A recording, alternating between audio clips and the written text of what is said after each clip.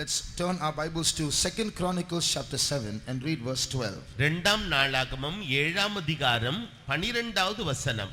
2 దినవృత్తాంతములు 7వ అధ్యాయము 12వ వాక్యము.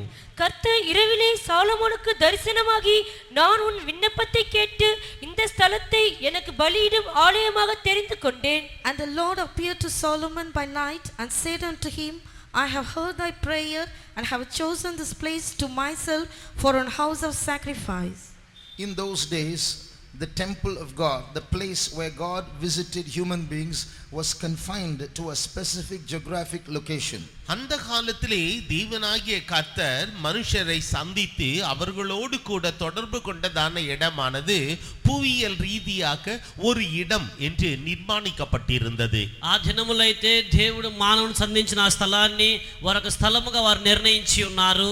But today all men everywhere can worship the Father. என்றாலும் இன்றைக்கோ எல்லா மனுஷரும் பிதாவாகிய தேவனை எங்கும் தொழுது கொள்ளும் காலமுமாக இருக்கிறது. ఇప్పుడైతే తండ్రి అయిన దేవుడిని మనం ఏ స్థలములైనా ఆరాధించే స్థలముగా మార్చబడి ఉన్నది.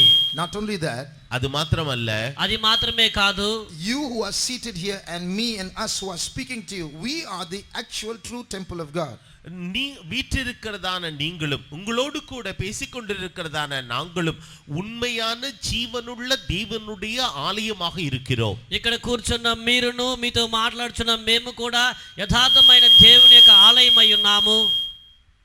We see that collectively also we are going to be God's temple in eternity. மொத்தமாகவும் நித்தியத்திலே நாம் அனைவருமே தேவனுடைய ஆலயமாக இருக்க போகிறோம். మనమందరము చేర్చబడి నిత్యములో దేవుని యొక్క ఆలయమై ఉన్నాము. A temple is a temple not because it's designed or structured like that it looks like a temple. A temple is a temple if God is inside. ஒரு ஆலயம் அது ஏதோ அது கூரை அது அதனுடைய கட்டிட அமைப்பிலே ஆலயமாக இருப்பதினாலே அது ஆலயம் அல்ல. தேவன் அந்த ஆலயத்திற்குள் அந்த கட்டிடத்திற்குள் இருப்பதினாலே அது ஆலயமாக இருக்கிறது. మైదో ఆభరణ ప్రకారముగా నిర్ణయించబడినది ఆలయము కాదు, కానీ దేవుడు అక్కడ నివాసం చేసినప్పుడే అది ఆలయంగా మార్చబడుచున్నది. So to maintain or keep that presence of God in the temple, sacrifices have to be offered. கர்த்தருடைய சமூகமானது அந்த ஆலயத்திலே தங்கி இருக்கும்படியாக பலிகளானது தொடர்ச்சியாக இடப்பட்டு கொண்டே வருகிறது. దేవుని యొక్క సాన్నిధ్యము ఆ ఆలయంలో ఉన్నట్లుగాను తరచుగా బలులను అర్పించుచున్నారు. That's why in this verse that we read, the temple of God is called the house of sacrifice. ஆகவே தான் இங்கு நாம் வாசித்ததான இந்த வேத பகுதியிலே தேவனுடைய அந்த இடமானது அது பலியிடும் ஸ்தலம் என்று சொல்லப்படுகிறது. అక్కడే ఈ స్థలానికి వారు బలులు అర్పించే స్థలముగా నిర్ణయించి ఉన్నారు. So sacrifices have to be continuously offered there for God to remain there. It's called a house of sacrifice. தேவன் அங்கு நிரந்தரமாக தங்கி இருக்கும்படியாக பலிகளானது தொடர்ச்சியாக பலியிடப்பட்டு கொண்டு வருகிறது. ஆகவே அந்த ஸ்தலமானது பலியின் ஸ்தலம் என்று அழைக்கப்படுகிறது. దేవుడు అక్కడ ఎల్లప్పుడూ నిరంతరంగా ఉన్నట్లుగా, దేవుని సాన్నిధ్యం అక్కడ ఉన్నట్లుగా వారు ఎల్లప్పుడూ బలులు అర్పించుచున్నారు.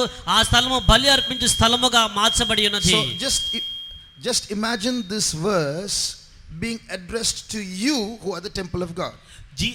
தேவனுடைய ஆலயமாக இருக்கிறதான உங்களை பார்த்து இந்த வசனமானது பேசுகிறது என்று நீங்கள் சற்று யூகித்துக் கொள்ளுங்கள். దేవుని ఆలయమైన మిమ్మల్ని చూసి ఈ యొక్క వాక్యం మాట్లాడుచున్నదని మీ తలంచండి. You have to read it like this. நீங்கள் இவ்விதமாக வாசிக்க வேண்டும். దీన్ని ఈ విధముగా మీరు చదవలేను. The Lord appeared to me.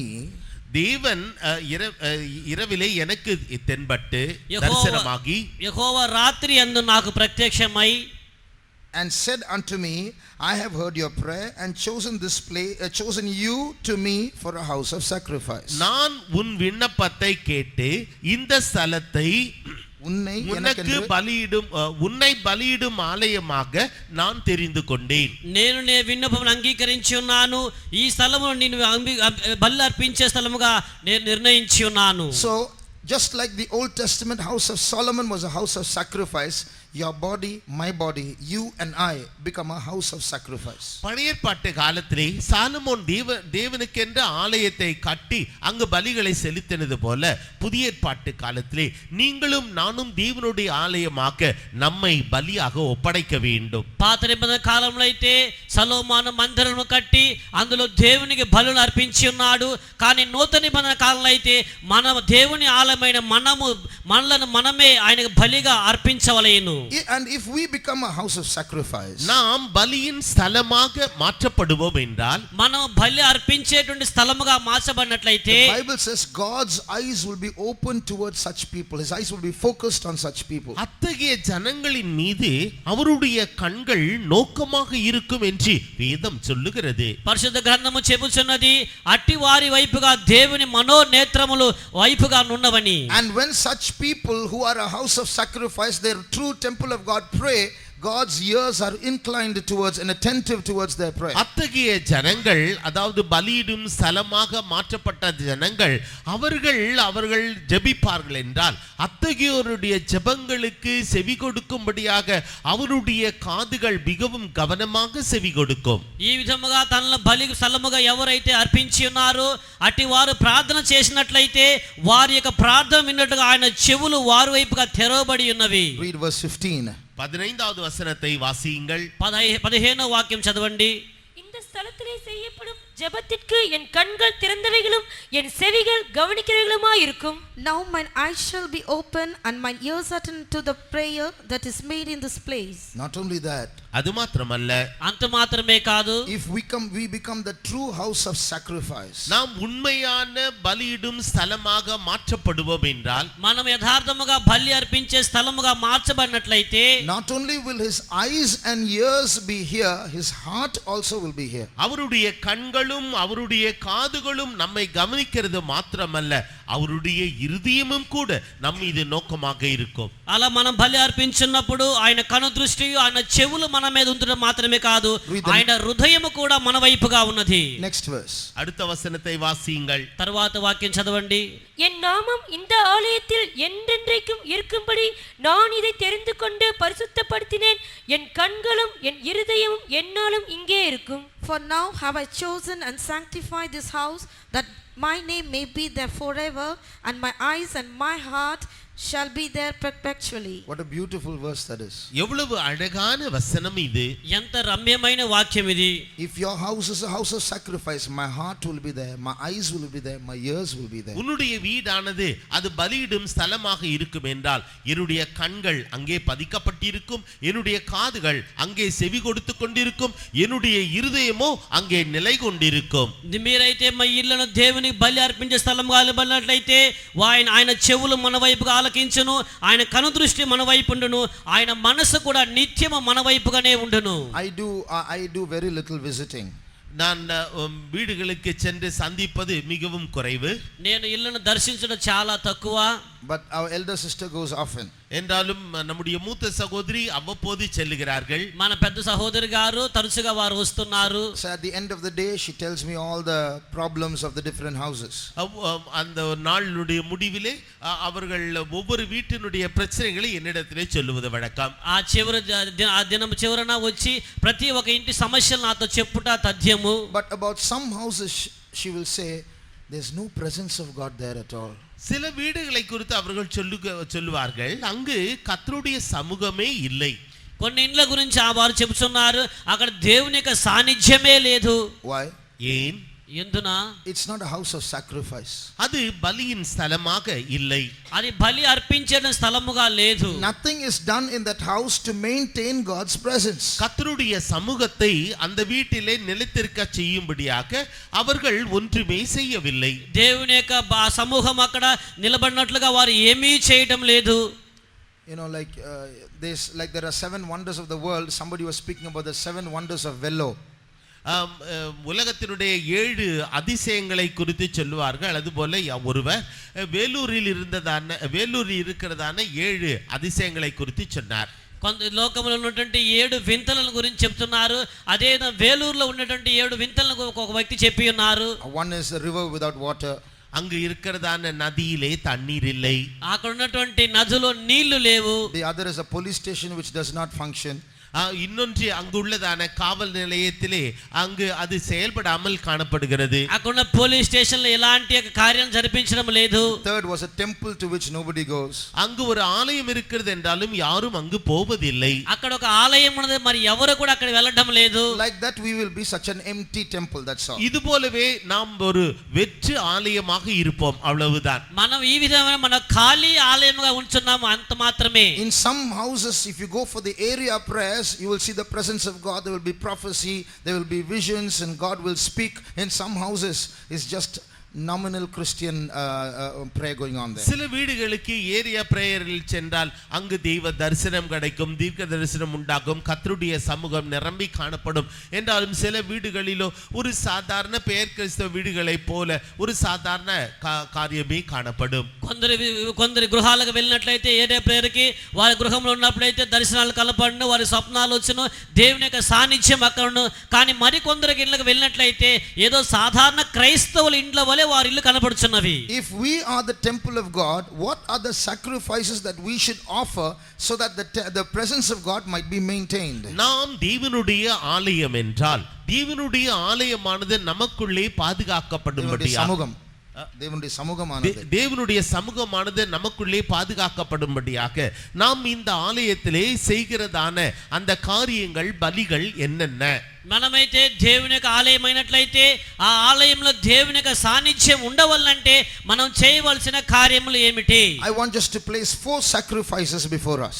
நமக்கு முன்பாக நான் 4 விதமான பலிகளை உங்கள் முன்னே சமர்ப்பிக்க விரும்புகின்றேன். మీకు ముందుగా 4 బలులను అంకితము చేయనే కోరుచున్నాను. We all have to do these things to keep the presence of God. கர்த்தருடைய சமூகத்தை நாம் எப்பொழுதும் பாதுகாத்துக் கொள்ளும்படியாக நாம் அனைவருமே இவைகளை செய்ய வேண்டும். దేవుని యొక్క సాన్నిధ్యము ఎల్లప్పుడూ కాపాడు నిమిత్తం మనం ఇది చేయుటకు ప్రవీణులమై ఉన్నాము. If we don't do this, we'll just be an empty temple without God inside. Just Pentecostal label, that's all. நாம் இவ்விதமாக செய்யாவிட்டால் பெந்தெகோஸ்தே என்கிறதான பெயர் பலகை மாத்திரமே இருக்கும், என்றாலும் அந்த ஆலயமோ வெறுமையாக காணப்படும். మనం ఈ విధముగా చేయకపోయినట్లయితే పెంతెకోస్తు అనే లేబుల్ మాత్రమే ఉండు, కానీ మన లోపలైతే ఖాళీగా ఉండును. The first type of New Testament sacrifice. புதிய ஏற்பாட்டு காலத்தினுடைய முதல் வகையான அந்த பலி என்னவென்றால், నూతన నిబంధన కాలం యొక్క ఒక బలి ఏమిటంటే, in the Old Testament there were many sacrifices offered. பழைய ஏற்பாட்டு காலத்திலே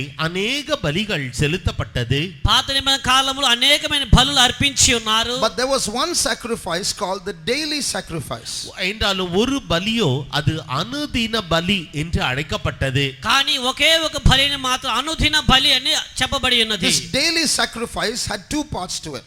இந்த அனுதின பலியிலே 2 பகுதிகள் உண்டு. ఈ యొక్క అనుదిన చెల్లించేటువంటి బలులో 2 విభాగములు ఉన్నవి. One was called the morning oblation, the other was called the evening oblation. ஒன்று காலையிலே செலுத்தப்படுகின்றதான பலி, இன்னொன்று மாலையிலே செலுத்தப்படுகின்றதான பலி. ఒకటి ప్రొద్దున చెల్లించేటువంటి బలి, రెండవది సాయంత్రం పూట చెల్లించేటువంటి బలి. This was the daily sacrifice. இது அனுதின பலியாக இருந்தது. ఇది అనుదినముగా చెల్లించే బలి అయి ఉన్నది. For you, the New Testament temple, to keep the presence of God, this daily sacrifice should be found in you. புதிய ஏற்பாட்டு ஆலயமாகிய உங்களுக்குள்ளே கர்த்தருடைய சமூகமானது நிலைத்து நிற்க வேண்டும் என்றால் இந்த அனுதின பலியானது ஒவ்வொரு நாளும் செய்யப்பட வேண்டும். నూతన నిబంధన కాలం యొక్క ఆలయమైన మీలో దేవుని యొక్క సాన్నిధ్యం ఎల్లప్పుడూ ఉండవాలంటే ఈ అనుదిన బలులు చెల్లించడానికి అవసరమైనది.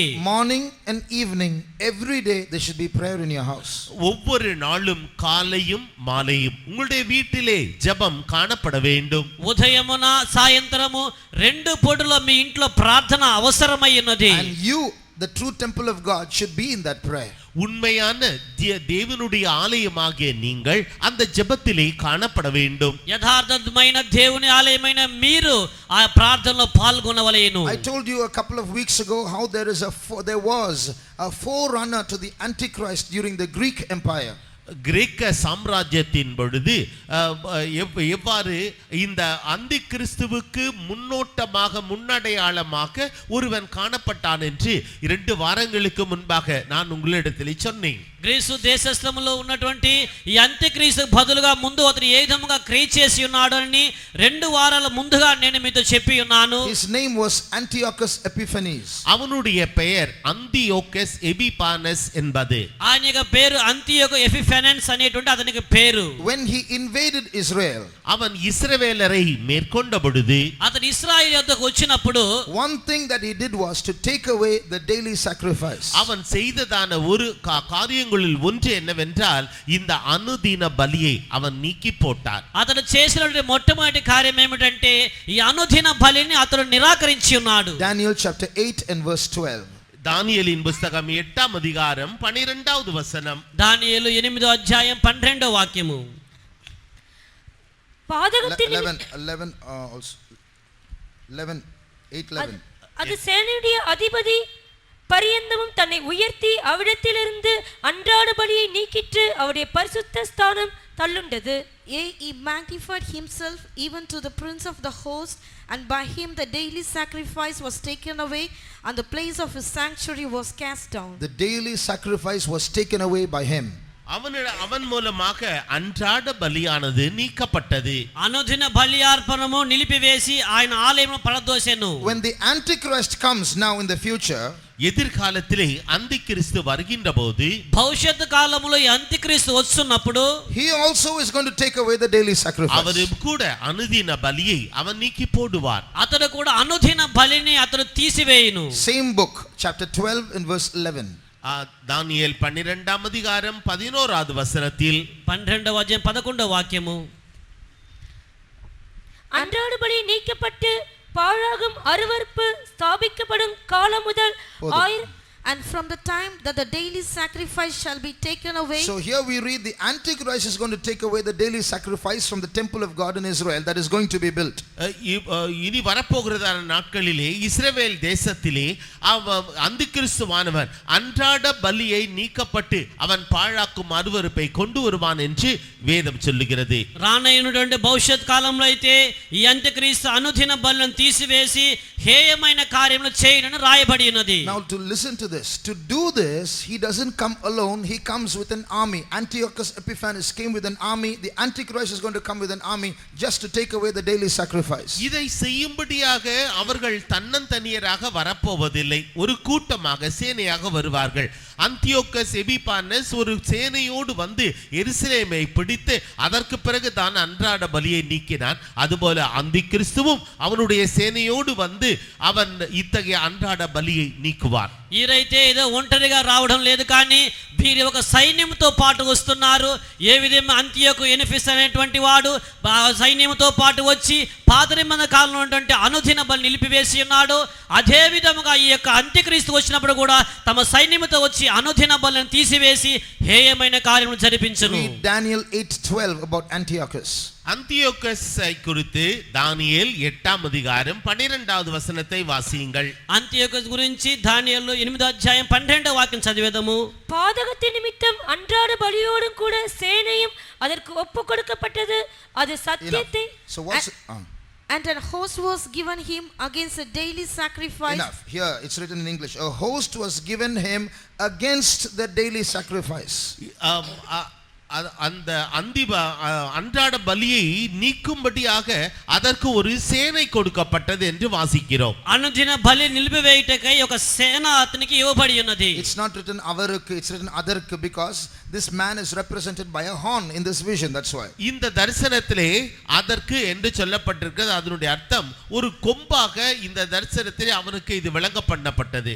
అతను అని చెప్తున్నప్పుడు ఇది కొమ్ముగా అతడు నిరూపించబడి ఉన్నాడు. in Daniel 11:31 the Antichrist is going to come with an army to take away the daily sacrifice. தானியேலின் புத்தகம் 11ஆம் அதிகாரம் 31வது வசனத்திலே இப்பொழுது அந்திக்கிறிஸ்து வந்து அவன் அந்த அன்றாட பலியை அவன் நீக்குகிறான். ஒரு சேனையோடு வந்து நீக்குகிறான். దానియేలు 11వ అధ్యాయం 31వ వాక్యంలో అయితే ఈ అంత్యక్రీస్తు ఒక సైన్యంతో పాటు వచ్చి ఈ అనుదిన బలిని తీసివేయుచున్నాడు. Why does he come with an army to stop the daily sacrifice? அன்றாட பலியை நீக்கும்படியாக அவன் ஏன் ஒரு சேனையோடு கூட வருகிறான்? ఈ అనుదిన బలి నిలిపివేయట ఎందుకు అతను సైన్యంతో పాటు వస్తున్నారు? Because the daily sacrifice is so powerful in keeping the presence of God. கர்த்தருடைய சன்னிதானத்தை காத்துக் கொள்வதிலே இந்த அன்றாட பலியானது மிகவும் வலிமை வாய்ந்தது. దేవుని యొక్క సాన్నిధ్యంను కాపాడుకొనుటకు ఈ అనుదిన బలి ప్రాముఖ్యమైనది. Do you have early morning praising in your house? உங்களுடைய வீட்டிலே அதிகாலை ஜெபம் ஸ்தோத்திர ஜெபம் நடைபெறுகிறதா? మీ ఇంట్లో ఉదయకాలం స్తోత్ర ప్రార్థన జరుగుచున్నదా? Do you have evening family prayer in your house? உங்களுடைய வீட்டிலே மாலை நேரத்திலே ஜெபம் நடைபெறுகிறதா? మీ ఇంట్లో సాయంత్రం కుటుంబ ప్రార్థన జరుగుచున్నదా? That's your daily sacrifice. அதுதான் உங்களுடைய அன்றாட பலி. అదే మీ యొక్క జీవితంలో కనబడే అనుదిన బలి అయ్యున్నది. Or has the Antichrist come with an army and destroyed it in your house? இல்லாவிட்டால் அந்திக்கிறிஸ்து தன்னுடைய சேனையோடு வந்து அவைகளை முற்றிலும் அழித்து போட்டானா? లేకపోయినట్లు అంత్యక్రీస్తు తమ సైన్యముతో పాటు వచ్చి వాడిని పూర్తిగా నిలిసివేసి ఉన్నాడా? There are some who are very faithful in their relationship with God. They rise up early morning with their family and they praise God in the morning. சிலர் தங்களுடைய உறவை தேவனோடு கூட வைத்துக் கொள்வதிலே மிகவும் உண்மையும் உத்தமமாய் இருக்கிறார்கள். தங்களுடைய குடும்பத்தாரோடு அதிகாலையில் எழுந்து அவர்கள் தேவனை ஸ்தோத்திரிக்கிறார்கள். కొందరైతే దేవునితో బంధుత్వమును వారు కాపాడుకొనుచున్నారు. ఉదయ కాలములో వారి కుటుంబంతో పాటు లేచి దేవుని స్తుతిస్తున్నారు. But some are very lazy and very irresponsible and they are like that temple without God.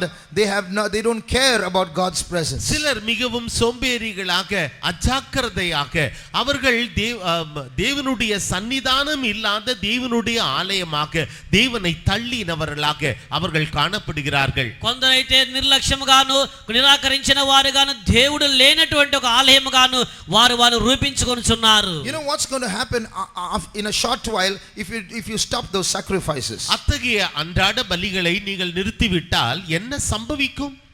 మీరు అనుదిన బలి నిలిపివేసినట్లయితే ఏమి సంభవించును? The Antichrist taking away the daily sacrifice is the first of two steps that he takes. அவன் எடுக்கிறதான 2 படிகளிலே முதல் படி அவன் அன்றாட பலியை முதலில் நீக்குவான். అతను చేసే రెండు మెట్లలో మొదటి మెట్టుగా అనుదిన బలి తీసివేయుచున్నాడు. The next thing he does is he will place an abomination in the temple. இரண்டாவதாக அவன் செய்கிற காரியம் என்னவென்றால் அந்த ஆலயத்திலே அவன் அருவருப்பை வைப்பான். రెండవది అతను చేసే కార్యం ఏమిటంటే ఆ ఆలయంలో హేయమైన వాటిని తీసుకొని వస్తున్నారు. Read that verse again, Daniel 12:11. தானியேல் 12ஆம் அதிகாரம் 11வது வசனத்தை மறுபடியுமாக வாசியுங்கள். దానియేలు 12వ అధ్యాయం 11వ వాక్యం మరలా చదవండి. அன்றாடபடி நீக்கப்பட்டு பாழாக்கும் அருவருப்பு ஸ்தாபிக்கப்படும் காலம் முதல். See that it is written here, first the daily sacrifice is taken away, then the abomination is placed there. முதலாவது அன்றாட பலி நீக்கப்படுகிறது, இரண்டாவதாக பாழாக்கும் அருவருப்பு ஸ்தாபிக்கப்படுகிறது. మొట్టమొదటిగా అనుదిన బలిని తీసివేసి అటువైపు నాశనము కలుగుచే హేయమైన వాటిని ప్రారంభిస్తున్నారు. So when the daily sacrifice is gone, அன்றாட பலியானது நீக்கப்படுகின்ற பொழுது అనుదిన బలి తీసివేసేటప్పుడు God's presence reduces. கர்த்தருடைய சமூகமானது குறைக்கப்படுகிறது. దేవుని యొక్క సాన్నిధ్యము తగ్గిపోచున్నది. When the abomination comes, அருவருப்பு வருகின்ற போது ఈ యొక్క హేయమైన కార్యం వస్తున్నప్పుడు it's not an ordinary abomination, it's an abomination that makes desolate. That means it will send God's presence away. இது ஒரு சாதாரண அருவருப்பு அல்ல, பாழாக்கும் அருவருப்பு. இந்த பாழாக்கும் அருவருப்பானது கர்த்தரை அந்த ஸ்தலத்தை விட்டு அனுப்பி விடுகிறது. ఏదో సాధారణమైన హేయము కాదు కానీ నాశనము కలిగించే హేయము కలపడుచున్నది. ఈ హేయమైన దేవుణ్ణి అక్కడ నుండి వెడలింప చేయుచున్నది. Desolate means to make empty, to make bare. In other words, you will be a temple without God. பாழாக்குதல் என்று சொல்லும் பொழுது நீங்கள் தேவனுடைய ஆலயமாக இருப்பீர்கள் என்றாலும் தேவன் இல்லாமல் பாழாக கிடப்பீர்கள். నాశనము కలుగు చేయుట అని చెప్పుచున్నప్పుడైతే దేవుడు లేకుండానే మీరు మిమ్మల్ని పాడు చేసేదాన్ని చూపుచున్నది. So the Antichrist is working against us, working against our families, working against our lives to stop this prayer. He's brought an army for that. இந்த நம்முடைய ஜீவியத்தில் ஏற்படுகிறதான நம்முடைய ஜீவியத்தில் ஜெபக்குறைவை தேவனை தேடாமல் இவ்விதமாக அந்திக்கிறிஸ்து செய்கின்ற பொழுது அவன் தன்னந்தனியனாக செய்யாமல் ஒரு சேனையோடு கூட வந்து செய்கிறார். ఈ విధముగా మన జీవితంలో ప్రార్థన తగ్గింపు చేయుట దేవుని మన యుద్ధాన్ని వెడలింపు చేయుటకు అతడు ఏదో ఒంటరిగా రావడం లేదు కానీ అతడు ఒక సైన్యముతో పాటు వస్తున్నారు. After some time some abominations will come into your house. அதற்கு பிறகு சில அருவருப்புகள் உங்களுடைய வீட்டிலே வந்து தங்கி இருக்கும். అటు పిమ్మట మీ ఇండ్లలోని కొన్ని హేయమైన కార్యాలను వచ్చి నివాసము చేయును. It might be some object. இல்லாவிட்டால் அது ஒருவேளை பொருளாக இருக்கலாம். కొన్ని సందర్భం అది వస్తువులుగా ఉండవచ్చును. Or it might be some box. இல்லாவிட்டால் சில பெட்டியாக இருக்கலாம். లేకపోయినా కొన్ని పెట్టెలుగా ఉండవచ్చును. Or it might be a magazine. இல்லாவிட்டால் ஒரு பத்திரிகையாக இருக்கலாம். లేకపోయినా ఒక పత్రికగా ఉండవచ్చును. Or it might be an internet connection. இல்லாவிட்டால் அது ஒருவேளை இன்டர்நெட் கனெக்ஷனாக இருக்கலாம். లేకపోయినా ఇంటర్నెట్ కనెక్షన్ గా ఉండవచ్చును. You won't know, but it has become a doorway for Satan to enter into your house. உங்களுக்கு அது தெரியாது என்றாலும் உங்களுடைய வீட்டிற்குள்ளாக பிசாசு புகும்படியாக வாசலாக அது காணப்படும். మీకు తెలియదు కానీ మీ ఇంటిలోనికి ప్రవేశించుటకు అది ఒక ద్వారముగా అపవాదికి ఇవ్వబడుచున్నది. You bring it into your house for pleasure, but you are driving God away from your house. உங்களுடைய இன்பத்திற்காக நீங்கள் அந்த பொருளை உங்களுடைய வீட்டிற்குள்ளாக கொண்டு வந்தீர்கள் என்றாலும் அந்த பொருளோ கர்த்தரை உங்களுடைய வீட்டிலிருந்து அனுப்பிவிடும்படியாக அந்த பொருள் செய்தது. ఏదో ఆ వస్తువులు మీ ఇంపు కొరకు మీరు తీసుకొని వస్తున్నారు కానీ మీకు తెలియకుండానే దేవుడు అక్కడ నుండి ఆయన వెడలింప చేయుచున్నాడు. About 25 years ago I heard a sermon. 25 ஆண்டுகளுக்கு முன்பாக நான் ஒரு தேவ செய்தியை கேட்டேன். 25 సంవత్సరముల ముందుగా నేను ఒక దేవుని సందేశాన్ని విని ఉన్నాను. I was sitting like a youngster in the congregation. நான் அந்த ஆலயத்திலே அந்த கூட்டத்தோடு கூட்டமாக நான் ஒரு வாலிபனாக உட்கார்ந்து கொண்டிருந்தேன். ఆయా కార్యంలో నేను ఒక యవనస్తుడుగా ఆ యొక్క కూటంలో నేను కూర్చొని ఉన్నాను. And the pastor was preaching like I am. நான் இங்க இருக்கிறதான இடத்திலே பாஸ்டர் அவர்கள் பிரசங்கித்துக் கொண்டிருந்தார்கள். నేను ఇక్కడ ఉండే స్థలములో పాస్టర్ గారు ఉండి ఆయన ప్రసంగించున్నారు. He said if you bring a radio into your house the devil will the God will go out. If you bring a television into your house the devil will come in. நீங்கள் ஒரு radio பெட்டியை கொண்டு வந்தால் தேவன் உங்கள் வீட்டை விட்டு போய்விடுவார். நீங்கள் ஒரு தொலைக்காட்சி பெட்டியை வீட்டுக்குள் கொண்டு வந்தால் அப்பொழுது பிசாசு உள்ளே வந்து விடுவான் என்று சொன்னார். ఆయన ప్రసంగిస్తున్నాడు మీరు ఒక రేడియోను మీ ఇంట్లో తీసుకొని వచ్చినట్లయితే దేవుడు అక్కడ నుండి వెడలి వెళ్ళిపోతున్నారు. మీరు ఈ యొక్క దూర టీవీని మీరు తీసుకొని వచ్చినట్లయితే అపవాది మీ ఇంట్లోకి వస్తున్నారు అని చెప్పి ఉన్నారు. A few months later my dad bought a 2-in-1 for the home. சில மாதங்களுக்கு பிறகு என்னுடைய தகப்பனார் 2-in-1 என்று சொல்லுகிறதான அந்த ஒரு பெட்டியை கொண்டு வந்தார். Radio and tape recorder.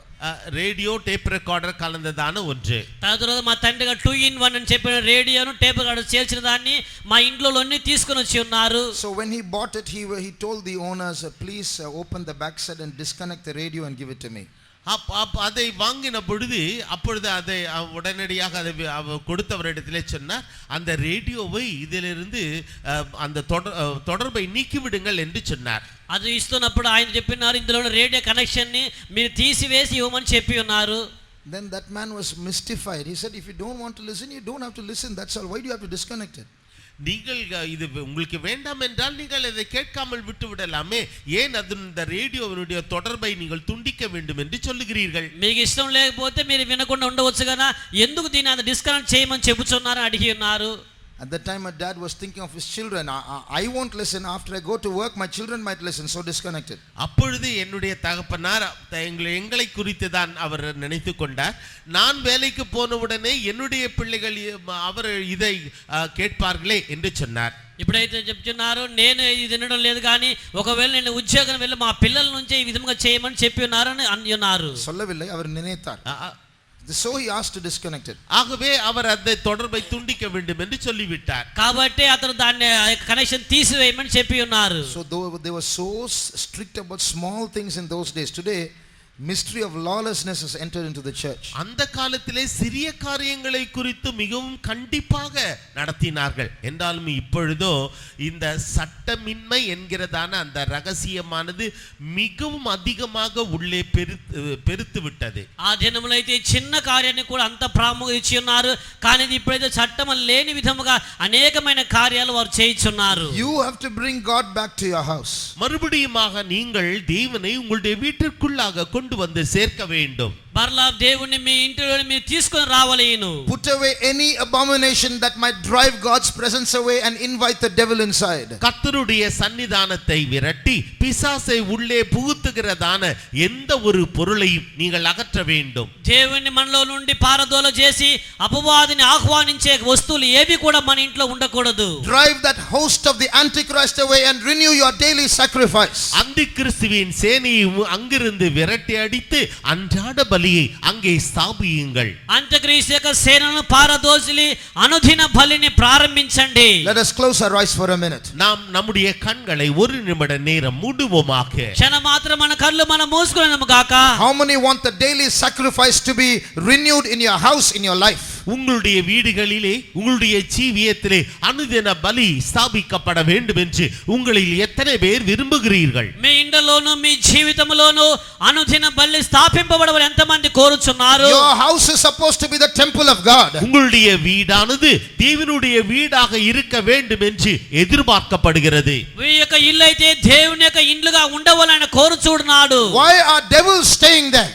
ஏன் பிசாசு அங்கே தங்கி இருக்கிறார்? ఎందుకు అపవాది యొక్క నివాసము చేయుచున్నాడు? Because the daily sacrifice has gone away. ஏனென்றால் அன்றாட பலியானது நீக்கப்பட்டு விட்ட காரணத்தினால். ఎందుకంటే అనుదిన బలులను మీరు తీసివేసి ఉన్నారు. We are going to offer 100 praises to God. நாம் இப்பொழுது 100 ஸ்தோத்திரங்கள் தேவனுக்கென்று ஏறெடுக்க போகிறோம். ఇప్పుడు మనం 100 స్తోత్రములు దేవుని కొరకు The చెల్లించబోచున్నాము. spirit of the Antichrist with his army has driven out, removed the daily sacrifice from many children of God's homes. அந்திகிறிஸ்துவும் அவனுடைய சேனைகளும் அநேக தேவனுடைய பிள்ளைகளுடைய வீட்டிலே அந்த அன்றாட பலியை அது விரட்டி விட்டது. అంత్యక్రీస్తును వారు సైన్యమైతే అనేక మందిలలో అనుదిన బలులను వారు తీసివేసి ఉన్నారు. But we through 100 praises we are going to drive out the host of the Antichrist. நாம் இப்பொழுது 100 ஸ்தோத்திரங்கள் ஏறெடுப்பதின் மூலமாக அந்திகிறிஸ்துவின் சேனைகளை விரட்டி அடிக்க போகிறோம். మన 100 స్తోత్రములు చెల్లించి అంత్యక్రీస్తు యొక్క సైన్యాన్ని మనం పారదోలబోచున్నాము. Remember, it's not the number 100 that's going to do the trick. நாம் இப்பொழுது அந்த 100 ஸ்தோத்திரம் என்கிற அந்த எண்ணிக்கையிலே இதை செய்ய போகிறதில்லை. 100 స్తోత్రం చెప్ప సంఖ్యను బట్టి మనం చేయడం లేదు. It's not the pronouncing of our stotram or praise the Lord that's going to do the work. நாம் இப்பொழுது கர்த்தருக்கு ஸ்தோத்திரம் என்று சொல்ல போகிறோமே அதன் மூலமாக ஒரு கிரியை நடப்பிக்க போகிறதில்லை. మనము దేవునికి స్తోత్రం అని చెప్పేదో క్రియ జరిపించలేదు. When we say praise the Lord, the God before whom we stand, he is going to do the work. நாம் கர்த்தருக்கு ஸ்தோத்திரம் என்று சொல்லுகின்ற பொழுது நாம் தேவனுக்கு முன்பாக நிற்கிறோமே அந்த தேவனை இதை செய்ய போகிறார். మనం దేవునికి స్తోత్రం అని చెప్పుచున్నప్పుడు మన ముందుగా ఒక దేవుడు నిలబడి ఉన్నాడే ఆయనే ఈ కార్యము చేయబోచున్నాడు. Heads of families, you are responsible for that daily sacrifice in your house. குடும்ப தலைவர்களே உங்களுடைய வீட்டிலே அன்றாட பலிக்கு நீங்களே பொறுப்பானவர்கள். కుటుంబ నాయకులారా మీ యొక్క అనుదిన బలికి మీరే బాధ్యులై ఉన్నారు. Drive out that army and bring God back inside. அந்த சேனைகளை விரட்டி அடித்து தேவனை மறுபடியுமாக உங்களுடைய வீட்டிற்குள்ளாக கொண்டு வாருங்கள். ఆ యొక్క సైన్యములను పారదోల చేసి దేవుని మీ గృహంలోని ఆహ్వానించండి. All those who want that daily sacrifice renewed in your house, in your hostel room, now start praising God. உங்களுடைய வீட்டிலே உங்களுடைய ஹாஸ்டல் அறையிலே மறுபடியுமாக அன்றாட பலி ஸ்தாபிக்கப்பட வேண்டும் என்று விரும்புபவர்கள் இப்பொழுது 100 ஸ்தோத்திரங்களை தேவனுக்கென்று ஏறெடுங்கள். ఇప్పుడైతే ఎవరైతే మీ ఇళ్ళలోను మీ హాస్టల్లోను ఈ యొక్క దేవుని సైన్యము కాల్చుకువారు స్తోత్రించక ప్రారంభించండి. This is also a sacrifice. இதுவும் கூட ஒரு பலிதான். ఇది కూడా ఒక బలియే. This sacrifice will bring God down into this place. இந்த பலியானது இந்த இடத்திலே தேவனை கீழே இறங்கும்படியாக செய்யும். ఈ బలిన దేవుని స్థలం దిగినట్లుగా చేయును. And when you go back to your house, நீங்கள் உங்களுடைய வீடுகளுக்கு திரும்ப செல்லுகின்ற போது మరలా మీ ఇంటి మీరు వెళ్ళుచున్నప్పుడు when you go back to your room, உங்களுடைய அறைக்கு நீங்கள் திரும்ப செல்லுகின்ற போது మీ గదిలోనికి మీరు వెళ్ళుచున్నప్పుడు you are going to take God back with you. நீங்கள் தேவனை திரும்ப உங்களுடைய வீட்டுக்குள்ளாக எடுத்து செல்ல போகிறீர்கள். మరలా మీరు దేవుని మీ ఇంట్లోకి తీసుకొని వెళ్తున్నారు. Till now a devil is staying there. இம்மட்டுமாக பிசாசு அங்கே குடிகொண்டிருந்தான். ఇమ్మట్టుగా అపవాది అక్కడ ఉన్నాడు. But after this meeting you are going to take God there. இந்த கூட்டத்திற்கு பிறகு நீங்கள் தேவனை எடுத்து செல்ல போகிறீர்கள். ఈ కూటమి మిమ్మల్ని దేవుని మీద తీసుకొని వెళ్ళబోతున్నారు. His eyes are going to be open towards your room and your house. அவருடைய கண்களானது உங்கள் மீதும் உங்களுடைய அறைகளின் மீதும் திறந்து காணப்படும். మీ మీదను మీ ఇండ్ల మీదను ఆయన కన్నులు తెరవబడి ఉండును. His ears are going to be attentive to your prayer you make hereafter. அவருடைய செவிகள் இதற்கு பிறகு நீங்கள் ஜெபிக்கிறதான ஜெபங்களுக்கு திறந்தவைகளாக இருக்கும். ఇక మీదట మీరు చేయించిన ప్రార్థనలకు ఆయన చెవులు తెరవబడి ఉండును. And best of all, his heart is going to be in your house. எல்லாவற்றுக்கும் மேலாக நேர்த்தியாக அவருடைய இருதயமானது உங்களுடைய வீட்டின் மேலே பதிக்கப்பட்டிருக்கும். సమస్తానికంటే గొప్పదైనదిగా ఆయన హృదయము మీ ఇంటిలో స్థిరపరచబడును. இது எனக்கு வேண்டும் என்று சொல்லுகிறவர்கள் 100 ஸ்தோத்திரம் ஏறிடுங்கள். ஸ்தோத்திரம் ஸ்தோத்திரம் ஸ்தோத்திரம் ஸ்தோத்திரம் ஸ்தோத்திரம் ஸ்தோத்திரம் ஸ்தோத்திரம் ஸ்தோத்திரம் ஸ்தோத்திரம் ஸ்தோத்திரம் ஸ்தோத்திரம் ஸ்தோத்திரம் ஸ்தோத்திரம் ஸ்தோத்திரம் பாரத்தோடு துதித்தவர்கள், people those who praise with the burden, భారముతో స్తుతించిన వారు, இந்த அன்றாட பலி என் வீட்டில் என் அறையில் செலுத்தப்பட வேண்டும் என்று உத்தரவாதத்தோடு துதித்தவர்கள், and people those who praise the Lord with the responsibility that the daily sacrifice must be established in their houses. అనుదిన బలి మా ఇంట్లో చెల్లుటకు అవసరమైనదని స్తుతించినటువంటి వారు, கர்த்தர் உங்களை பார்த்து சொல்லுகிறதாவது, the Lord is looking at you and saying, యెహోవా మిమ్మల్ని చూసి ఈ విధంగా సెలవిస్తున్నాడు, இனிமேல் உன் வீடு என் வீடு, hereafter your house is my house. ఇక మీదట నీ ఇల్లు నా ఇల్లు, என் கண்கள் உன் வீட்டின் மேல் நோக்கமாய் இருக்கும். My eyes are fixed upon your house. నా నేత్రము నీ ఇంటి మీద నిఘన్నమై ఉండును. நீ அன்றாட பலி செலுத்தும் போது என் செவியை சாய்த்து நான் கவனிப்பேன். While you are doing the daily sacrifices, I will lean my ears towards you. మీరు అనుదిన బలి చెల్లించినప్పుడు నా చెవుల ద్వారా దాన్ని వినెదను. என் இருதயம் உன் வீட்டில் இருக்கும். My heart will be fixed in your house. నా మనసు నీ ఇంటిలోనే ఉండును. நம் இயேசு நல்லவர். Our Jesus is good. మన దేవుడు మంచివాడు. நம் இயேசுவே ஆண்டவர். Our Jesus is the Lord. యేసే దేవుడు. அந்த பாழாக்கும் அருவருப்பு உன் வீட்டில் நாட்டப்பட்டது. இப்பொழுது நம்மை சுத்திகரிக்கிற ஆண்டவர் உன் ஆலயத்தை சுத்திகரித்துக் கொண்டிருக்கிறார். The desolating abomination was in your house, but the Lord who is sanctifying us is sanctifying you also. మా హేయమైన కార్యం మీ ఇంటిలో శుద్ధి చేసే దేవుడు మీ ఇల్లు కూడా శుద్ధి చేసి ఉన్నాడు. அருவருப்பே என் வீட்டை விட்டு இயேசுவின் நாமத்தில் போ. Oh abomination, in the name of the Lord Jesus Christ, depart. హేయమైన కార్యం హేయమా నా ఇంట్లో వెళ్ళి పొమ్ము. இயேசுவே நீர் வாரும் ஆண்டவரே. Oh Jesus, come in. యేసయ్యా మీరు రండి ప్రభువా. இது உம்முடைய வீடு ஆண்டவரே. Oh Jesus, this is your house. ప్రభువా ఇది మీ ఇల్లు ప్రభువా. நம்முடைய குடும்ப ஜெபங்களை புதுப்பிப்போமாக. Let us renew our family prayer. మన కుటుంబ ప్రార్థన నూతనము చేయనము గాక. அதிகாலையில் எழும்பி கர்த்தரை துதிக்க உயர்த்த கர்த்தர் கிருபையை தந்து கொண்டிருக்கிறார். The Lord is providing us the grace to get up early in the morning and to praise Him. ఉదయకాలం దేవుని ప్రార్థన కృపను ఆయన అనుగ్రహించున్నారు. அவருடைய கிருபை நமக்கு போதும். His grace is sufficient for us. ఆయన కృప మనకు చాలును. என்னதான் களைத்து போனாலும் அதிகாலையில் எழும்ப கர்த்தருடைய கிருபை நம்மத்தில் இருக்கிறது. Whatever may be you are tired, the grace of the Lord is in our midst to make us wake up early in the morning and to praise Him. ఎంతగా మనం అలసిపోయినప్పటికీ ఉదయకాలం లేచిన కృప మనం అనుగ్రహించును. கர்த்தருடைய கிருபைக்காய் கர்த்தரை ஸ்தோத்திரிப்போம். Stotram. ஸ்தோத்திரம் ஸ்தோத்திரம் ஸ்தோத்திரம் ஸ்தோத்திரம் ஸ்தோத்திரம் ஸ்தோத்திரம் ஸ்தோத்திரம். ஹalleluya. Secondly, రెండవదిగా another sacrifice that we need to offer to maintain the presence of God. கர்த்தருடைய சமூகத்தை பாதுகாக்கும்படியாக நாம் செய்ய வேண்டுவதான இரண்டாவது பலி என்னவென்றால் దేవుని యొక్క సాన్నిధ్యమును కాపాడుకొని నిమిత్తమై మనము చేయవలసిన రెండో బలి ఏమిటంటే The second and third sacrifices are mentioned in the verse we are going to read now. நாம் இப்பொழுது வாசிக்க போகிறதான அந்த வசனத்திலே இரண்டாம் மூன்றாம் பலிகள் அவைகள் ஒன்று சேர அங்கு சொல்லப்பட்டு இருக்கிறது. 2, 3 బలులను మనం చదవబోతున్న వాక్యములో ఉన్నవి. Hebrews chapter 13. எபிரேயர் 13ஆம் அதிகாரம் హెబ్రీయులు రాసిన పత్రిక 13వ అధ్యాయము verse 16. 16வது வசனம் 16వ వాక్యము. அன்றியும் நன்மை செய்யவும் தான தர்மம் பண்ணவும் மறவாதிருங்கள், இப்படிப்பட்ட பலிகளின் மேல் தேவன் பிரியமாயிருக்கிறார். But to do good and to communicate forget not, for which such sacrifices God is well pleased. Some are very proud and they say, I don't do any evil to anyone. நான் யாருக்கும் எந்த தீமையும் செய்வதில்லை என்று சிலர் மிகவும் பெருமையாக சொல்லிக் கொள்வார்கள். కొందరైతే గర్వంతో చెప్తున్నారు, నేను ఎవరికి ఏ కీడు చేయటం లేదు. God is not talking here about neutrality. I don't do any harm to anyone. நான் எந்த தீமையும் மற்றவர்களுக்கு செய்யவில்லை என்கிற நடுநிலைமை தன்மையை தேவன் ஒருபோதும் அங்கீகரிப்பதில்லை. నేను ఎవరికి ఏ కీడు చేయలేని నా మధ్యగతాన్ని దేవుడు అంగీకరించడం లేదు. You don't do evil, very good. But do you do good? நீ தீமை செய்யவில்லை, நல்லதுதான். என்றாலும் நன்மை செய்கிறாயா? నీవు కీడు చేయలేదు, మంచిదే గాని నీవు మేలు చేసి ఉన్నావా? The Bible says that not doing good is a sin. நன்மை செய்யாமல் இருப்பது பாவம் என்று வேத வசனம் சொல்லுகிறது. పరిశుద్ధ వాక్యము చెబుతున్నది మేలు చేయటం మానుట అబద్ధం చెబుతున్నది. Read James chapter 4 and verse 17. யாக்கோபு 4ஆம் அதிகாரம் 17வது வசனம். యాకోబు 4వ అధ్యాయం 17వ వాక్యము.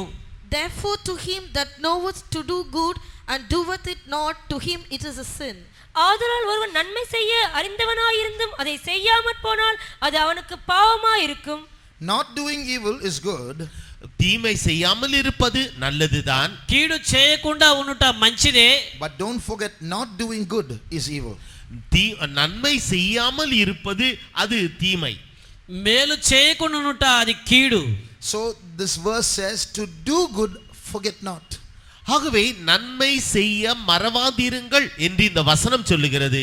మేలు చేయుట మర్చిపోవద్దని చెప్పబడి ఉన్నది. For with such a sacrifice God is well pleased. ஏனென்றால் அத்தகைய பலியிலே தேவன் மிகவும் பிரியமாக இருக்கிறார். అట్టి యాగములు దేవునికి ఇష్టమైనవిగా ఉన్నవి. In doing good there is a sacrifice. நன்மை செய்வதிலே ஒரு பலி காணப்படுகிறது. మేలు చేయుటలో ఒక బాధ కలుగుచున్నది. You have to spare your strength, you have to spare your time, you have to spare your money. உங்களுடைய பணத்தை, உங்களுடைய நேரத்தை, உங்களுடைய பொருளை நீங்கள் அதிலே செலவழிக்க வேண்டும். మీ యొక్క బలాన్ని, మీ యొక్క డబ్బును, మీ సమయాన్ని అక్కడ ఖర్చు చేయవలెను. That's the sacrifice. அதுதான் பலி. అదే బలి. Sometimes you have to sacrifice your reputation also. சில நேரங்களிலே உங்களுடைய மதிப்பு மரியாதையும் கூட நீங்கள் விட்டுவிட வேண்டும். కొన్ని సందర్భాల్లో అయితే మీ హోదాను కూడా మీరు వదిలిపెట్టవలెను. In visiting those who are sick. வியாதிப்பட்டவர்களை போய் சந்தித்தல், వ్యాధిగ్రస్తులను వెళ్ళి దర్శించుట. When is the last time that you visited a fellow believer who was sick? வியாதிப்பட்டதான உங்களுடைய சக விசுவாசியை நீங்கள் கடைசியாக எப்பொழுது சந்தித்தீர்கள்? మీలో వ్యాధి పొందినటువంటి మీ యొక్క సహ విశ్వాసిని ఎప్పుడు వెళ్ళి మీరు దర్శించి ఉన్నారు? When we fall sick, we are sad, others don't come and see us. Do we look at others, go and visit others when they are sick? நாம் வியாதிப்படுகின்ற பொழுது மற்றவர்கள் வந்து நம்மை காணவில்லையே என்று நாம் துக்கப்படுகிறோம். மற்றவர்கள் வியாதிப்படுகின்ற பொழுது நாம் போய் அவர்களை பார்க்கின்றோமா? మనం వ్యాధిగ్రస్తులమైనప్పుడు ఎవరు వచ్చి మనం దర్శించలేదు, మనం బాధపడుచున్నాము కానీ ఎవరైనా బాధపడిన మనం వెళ్ళి చూస్తున్నామా? Just go and give them a small consolation. Brother, I'll pray for you. Sister, I'll pray for you. சகோதரனே, நான் உங்களுக்காக ஜெபிக்கிறேன். சகோதரியே, நான் உங்களுக்காக ஜெபிக்கிறேன் என்று ஒரு சிறிய ஆறுதலை அவர்களிடத்திலே தாருங்களேன். మీరు వెళ్ళి సహోదరుడా, సహోదరురాలు, నేను మీ కొరకు ప్రార్థన చేయించున్నాను, ఒక చిన్న ఆదరణ వారికి ఇవ్వండి. When is the last time we gave some money to someone who cannot give us back? நமக்கு திரும்ப தர இயலாத ஒருவரிடத்திலே நாம் கடைசியாக எப்பொழுது பணத்தை தந்தோம்? మనము తిరిగి ఇవ్వలేనటువంటి ఎవరికైనా ఎప్పుడు చివరిగా మనం డబ్బు ఇచ్చి ఉన్నాము? All these are sacrifices of doing good to others. இவைகள் எல்லாம் மற்றவர்களுக்கு நன்மை செய்தல் என்கிறதான பலியாகும். ఇవన్నీ కూడా ఇతరులకు మేలు చేసే బలిగా కనపడుచున్నది. There are so many people amongst us who are affected terribly in their lives. நம்முடைய மத்தியிலே அநேகர் தங்களுடைய ஜீவியத்தில் அதிகமாக பாதிக்கப்பட்டவர்கள் இருக்கிறார்கள். మన మధ్యలో తమ జీవితంలో బాధపడేటువంటి అనేకులు కనపడుచున్నారు. Many of us are very selfish in that we cry for ourselves. When is the last time we shed a teardrop for others who are affected? நாம் நமக்காக அழுவதிலே நாம் சுயநலவாதிகளாக இருக்கிறோம். மற்றவருடைய கஷ்டங்களுக்காக நாம் எப்பொழுது அழுதோம்? మనమైతే మన కొరకు ప్రార్థన చేసి కన్నీరు మన స్వార్థపరులై ఉన్నాము, కానీ ఇతరుల గురించి ఎప్పుడైనా మనం ఒక్క కన్నీరైనా కార్చి ఉన్నామా? That doing good is a sacrifice, and with that sacrifice God is well pleased. நன்மை செய்தல் என்பது ஒரு பலி. அந்த பலியை செய்வதின் மூலமாக தேவன் நம்மேல் பிரியப்படுகிறார். మేలు చేయుట అంటే ఒక బలి, ఆ బలి ద్వారా దేవుడు మన యందు ప్రీతి మగుచున్నాడు. When you do that good, God comes close to you. You become a house of sacrifice. நீங்கள் அந்த நன்மையை செய்கின்ற பொழுது தேவன் உங்களுக்கு அருகாமையில் வருகிறார். நீங்களே அந்த பலி ஸ்தலமாக மாற்றப்படுகிறீர்கள். మీరు ఈ బలిని చెల్లించినప్పుడైతే దేవుడి మీద ఆసన్నమవుచున్నాడు, అప్పుడు మీరు దేవుని ఆలయమగుచున్నారు. So this doing good should become a habitual sacrifice, a daily sacrifice of our life. ஆகவே நம்முடைய அனுதின ஜீவியத்தில் நன்மை செய்வதென்பது ஒரு அன்றாட பலியாக அது நமக்குள்ளே ஸ்தாபிக்கப்பட வேண்டும். మన యొక్క జీవితంలో మేలు చేయడం అనేటువంటిది ఒక అనుదిన బలిగా అది స్థాపించబడవలెను. God will give us chances to do good. He will bring people towards us to do good. Do not withhold your heart and your hand at that time. God will be displeased, not well pleased. நன்மையை நீங்கள் செய்யும்படியாக தேவன் உங்களுக்கு தருணத்தை ஏற்படுத்தி தந்து ஜனங்களை உங்களிடத்திலே கொண்டு வந்து சேர்ப்பார். அந்த நேரத்திலே மற்றவர்களுக்கு நன்மையை செய்யாமல் உங்களுடைய கரங்களை குறுக்கிக் கொள்ள வேண்டாம். அப்பொழுது தேவன் உங்கள் நிமித்தமாக அவர் பிரியப்பட மாட்டார். ఇప్పుడైతే మీరు మేలు పొందే వారిని దేవుడు మీ ఎదుగు తీసుకొని వచ్చినప్పుడైతే అప్పుడు మీరు వారి మేలు అనుగ్రహించవలను. అప్పుడు మీ చేతులు మీరు వెనుక తీసినట్లయితే దేవుడు మీ యందు ప్రీతిగా ఉండనేరడు. Is your business not being blessed? உங்களுடைய வியாபாரம் ஆசீர்வதிக்கப்படாமல் இருக்கிறதா? మీ యొక్క వ్యాపారం ఆశీర్వాదం లేకుండా ఉన్నదా? You are trying this method and that method. You have borrowed money after money thinking it will succeed. Everything is crashing. நீங்கள் இந்த உங்களுடைய வியாபாரம் செழிக்க பண்ணும்படியாக இந்த முறை அந்த முறை என்றெல்லாம் நீங்கள் முயற்சி செய்து பார்த்து இங்கு கடன் வாங்கி அங்கு கடன் வாங்கி எல்லாவற்றையும் முயற்சி செய்து கடைசியை தோல்வி கண்டீர்களா? మీ యొక్క వ్యాపారాన్ని అభివృద్ధి చేయ నిమిత్తమై అక్కడ అప్పు తీసుకుని దాన్ని దీని మా చూసి వాటి ద్వారా అపజయం పొంది ఉన్నారా? Think like this. இவ்விதமாக யோசித்து பாருங்கள். ఈ విధంగా భావించి చూడండి. The Bible says, give and it shall be given unto you. கொடுங்கள் அப்பொழுது உங்களுக்கு கூட கொடுக்கப்படும் என்று வேதம் சொல்லுகிறதே. ఇవ్వండి మీకు అప్పుడు చేర్చి ఇవ్వబడునని పరిశుద్ధ గ్రంథం చెప్పుచున్నది కదా.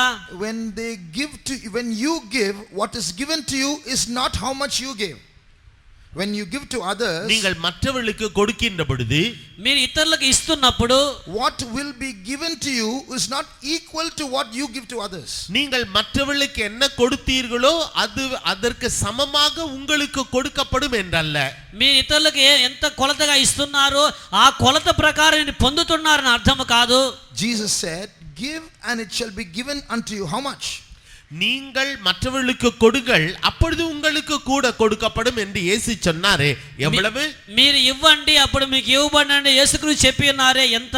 The Bible says, Jesus says, good measure, pressed down, shaken together so that it might be pressed down even further, running over, shall men give into your bosom. You don't have to go. They will come and put it on your lap. நீங்கள் கொடுக்கின்ற பொழுது அவர்கள் உங்களுக்கு ஒரு நல்ல அளவிலே அவர்கள் நன்றாக குலுக்கி அமுக்கி வடிந்து நிறையத்தக்கதாக உங்களுடைய மடியிலே அதை கொட்டுவார்கள்.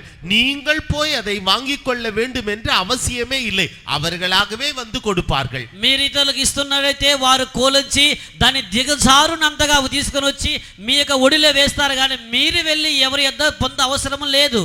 So I am going out of the way and trying and nothing is happening. Is it because I am stingy, I am niggardly? நான் இந்த வழிமுறையிலே போய் பிரயாசப்படுகிறேன் எனக்கு ஒன்றும் கிடைக்கவில்லையே என்று சொல்வது நீங்கள் உங்களுக்குள்ளே மிகவும் பிசினித்தனம் பண்ணி இருக்கிறீர்களா?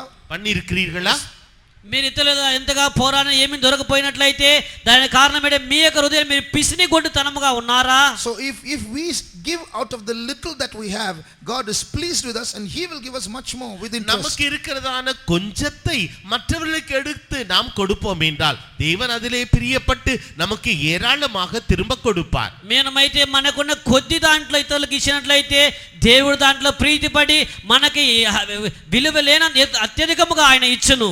So if you give others in a bucket, God will give you back in a bucket, but he will give good measure, pressed down, he will shake it so that it is pressed down even further, and he'll go on putting it to it till it runs over, and he'll give it back to you. ஒரு வாளி நிறைய நீங்கள் மற்றவர்களுக்கு கொடுப்பீர்கள் என்றால் தேவன் தாமே அந்த வாளியிலே அமுக்கி குலுங்கி அந்த வாளி நிறைய வழியத்தக்கதாக உங்களுக்கு அவர் திரும்ப கொடுப்பார். మీరైతే ఇతరులకు ఒక బకెట్ కొలది మీరు ఇచ్చినట్లయితే దేవుడు మరలా ఆ బకెట్ తీసుకొని దాంట్లో నింపి అది దిగజారి కింద పడిపోయినంత వరకు మరలా మీకు ఆయన ఇవ్వును. But if you take the cover of a bottle and they put inside that and give it to others, he will take that same cover and he will press it and give it back to you.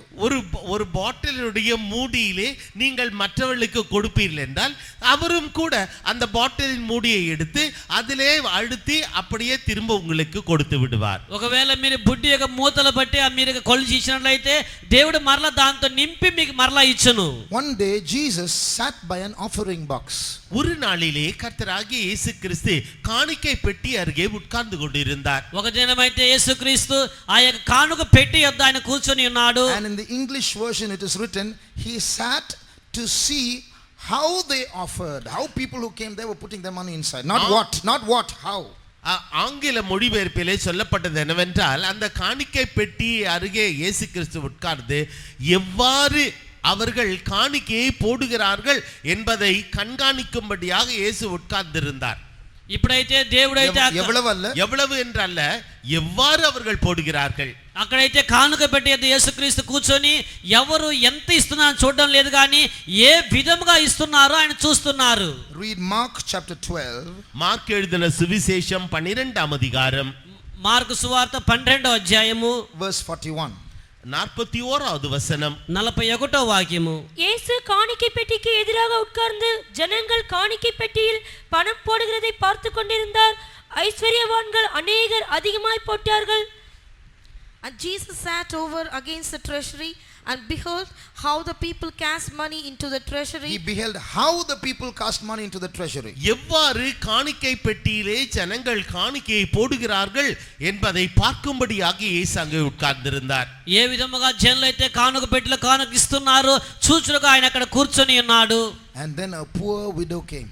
ஒரு ஏழையான விதவை வந்தாள். ఒక విధవరాలైన భేదరాలు వచ్చి ఉన్నది. She had only 2 mites. அவளிடத்திலே 2 காசு மாத்திரமே இருந்தது. ఆమె యొద్ద 2 కాసులు మాత్రమే ఉన్నవి. She put both into the offering box. அவள் 2யுமே அந்த காணிக்கை பெட்டிக்குள்ளாக போட்டு விட்டாள். ఆ భేద విధవరాలైతే 2 కూడా ఆ కానుక పెట్టెలో వేసి ఉన్నది. Jesus tells the others who came, they had lots, so they gave, but this woman had little, still she gave. கர்த்தராகிய இயேசு கிறிஸ்து சொல்லுவது என்னவென்றால் மற்றவர்கள் எல்லாருக்கும் அதிகம் இருந்தது, அவருடைய திரளானதிலிருந்து அவர்கள் காணிக்கை போட்டார்கள். இந்த ஸ்திரீயோ அவளுக்கு இருந்த அவ்வளவையும் அவள் அப்படியே காணிக்கை பெட்டியில் போட்டு விட்டாள். వారందరూ అయితే తమ సమృద్ధిని బట్టి వారు వేసి ఉన్నారు కానీ ఈ యొక్క స్త్రీ జీవనాధం అంతా కూడా వేసి ఉన్నది. Give and it shall be given to you. கொடுங்கள் அப்பொழுது உங்களுக்கு கொடுக்கப்படும். ఇవ్వండి అప్పుడు మీకు ఇవ్వబడును. And with that giving heart God is well pleased. கொடுக்கிறதான இருதயத்திலே தேவன் மிகவும் பிரியப்படுகிறார். ఇచ్చేటువంటి గుణములో దేవుడు ఎక్కువగా ప్రీతిపడుచున్నాడు. You all give tithes from your salary. உங்களுடைய சம்பளத்திலிருந்து நீங்கள் எல்லாரும் காணிக்கை தசம பாகத்தை தருகிறீர்கள். మీ యొక్క జీతంలో నుండి మీరు దశమ భాగాన్ని ఇస్తున్నారు. Do you know there is no verse in the New Testament about tithes? புதிய ஏற்பாட்டு காலத்திலே தசம பாகத்தை குறித்து எந்த வசனமும் இல்லை என்று உங்களுக்கு தெரியுமா? మీకు ఒక కార్యం తెలుసా? కొత్త నిబంధనలు ఎక్కడైనాను ఆ దశమ భాగాన్ని గురించి వాక్యం లేదు. The word tithes is there, but the law of tithing is not there. தசம பாகம் என்கிற வார்த்தை இருக்கிறது என்றாலும் தசம பாகம் என்கிற பிரமாணம் இல்லை. దశమ భాగం అనేటువంటి మాట ఉన్నది కానీ ఆ యొక్క ధర్మశాస్త్రం అక్కడ లేదు. In the Old Testament it was there. பழைய ஏற்பாட்டு காலத்தில் அப்படி இருந்தது. పాత కాలంలో ఆ విధముగా ఉండేను. Why is God silent about that in the New Testament? ஏன் புதிய ஏற்பாட்டு காலத்திலே தேவன் அதை குறித்து மௌனமாக இருக்கிறார்? ఎందును బట్టి దేవుడు నూతన కాలం దాని గురించి మౌనముగా ఉన్నారు. God loveth a cheerful giver. மனப்பூர்வமாக கொடுக்கிறவரிடத்திலே தேவன் பிரியமாக இருக்கிறார். ఉత్సాహముగా ఇచ్చువారి యందు ఆయన ఆనందించున్నాడు. So you can give 100th also.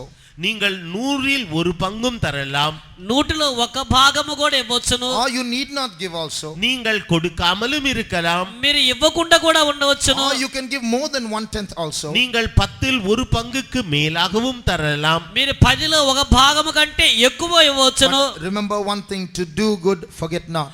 என்றாலும் ஒரு காரியத்தை நினைவில் வைத்துக் கொள்ளுங்கள், நன்மை செய்ய மறவாதிருங்கள். మళ్ళీ ఒక కార్యం జ్ఞాపకం ఉంచుకొనుడి, మేలు చేయుట మర్చిపోవద్దు. The second sacrifice in that verse, Hebrews 13:16, எபிரேயர் 13ஆம் அதிகாரம் 16வது வசனத்தில் சொல்லப்பட்டிருக்கிறதான அடுத்த பலி என்னவென்றால், ఎబ్రీయులు రాసిన పత్రిక 13వ అధ్యాయం 16వ వాక్యం చెప్పిన మరొక బలి ఏమిటంటే, in English it says to communicate forget not. In Tamil dana dharmam seya, to be charitable forget not.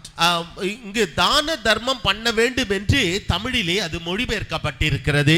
ఇక్కడ ఉపకారం ధర్మం నుండి రాయబడి ఉన్నది. Actually the word there, the Greek word there is the word used for communion or fellowship. இங்கு உபயோகப்படுத்தப்பட்டதான கிரேக்க பதம் என்னவென்றால் அது ஐக்கியம், ஒற்றுமை என்று சொல்லுகிறது. ఇక్కడ ఇవ్వబడిన గ్రీకు పదంలో ఐక్యం ఏమిటంటే ఐక్యత అని చెప్పబడి ఉన్నది. For example, when you read from 1 Corinthians 10:16, முதலாம் கொரிந்தியர் 10ஆம் அதிகாரம் 16வது வசனத்தை நீங்கள் வாசிப்பீர்கள் என்றால், మొదటి కొరింథీ రాసిన పత్రిక 10వ అధ్యాయం 16వ వాక్యం చదివినట్లయితే, நாம் ஆசீர்வதிக்கிற ஆசீர்வாதத்தின் பாத்திரம் கிறிஸ்துவுடைய இரத்தத்தின் ஐக்கியமாய் இருக்கிறதல்லவா? நாம் பிட்கிற அப்பம் கிறிஸ்துவுடைய சரீரத்தின் ஐக்கியமாய் இருக்கிறதல்லவா? The cup of blessing which we bless, is it not the communion of the blood of Christ? The bread which we break, is it not the communion of the body of Christ? the same word, the Greek word used for that word communion or aikyam in Tamil is written there, is used in that Hebrews 13:16 for communicate or dana dharmam.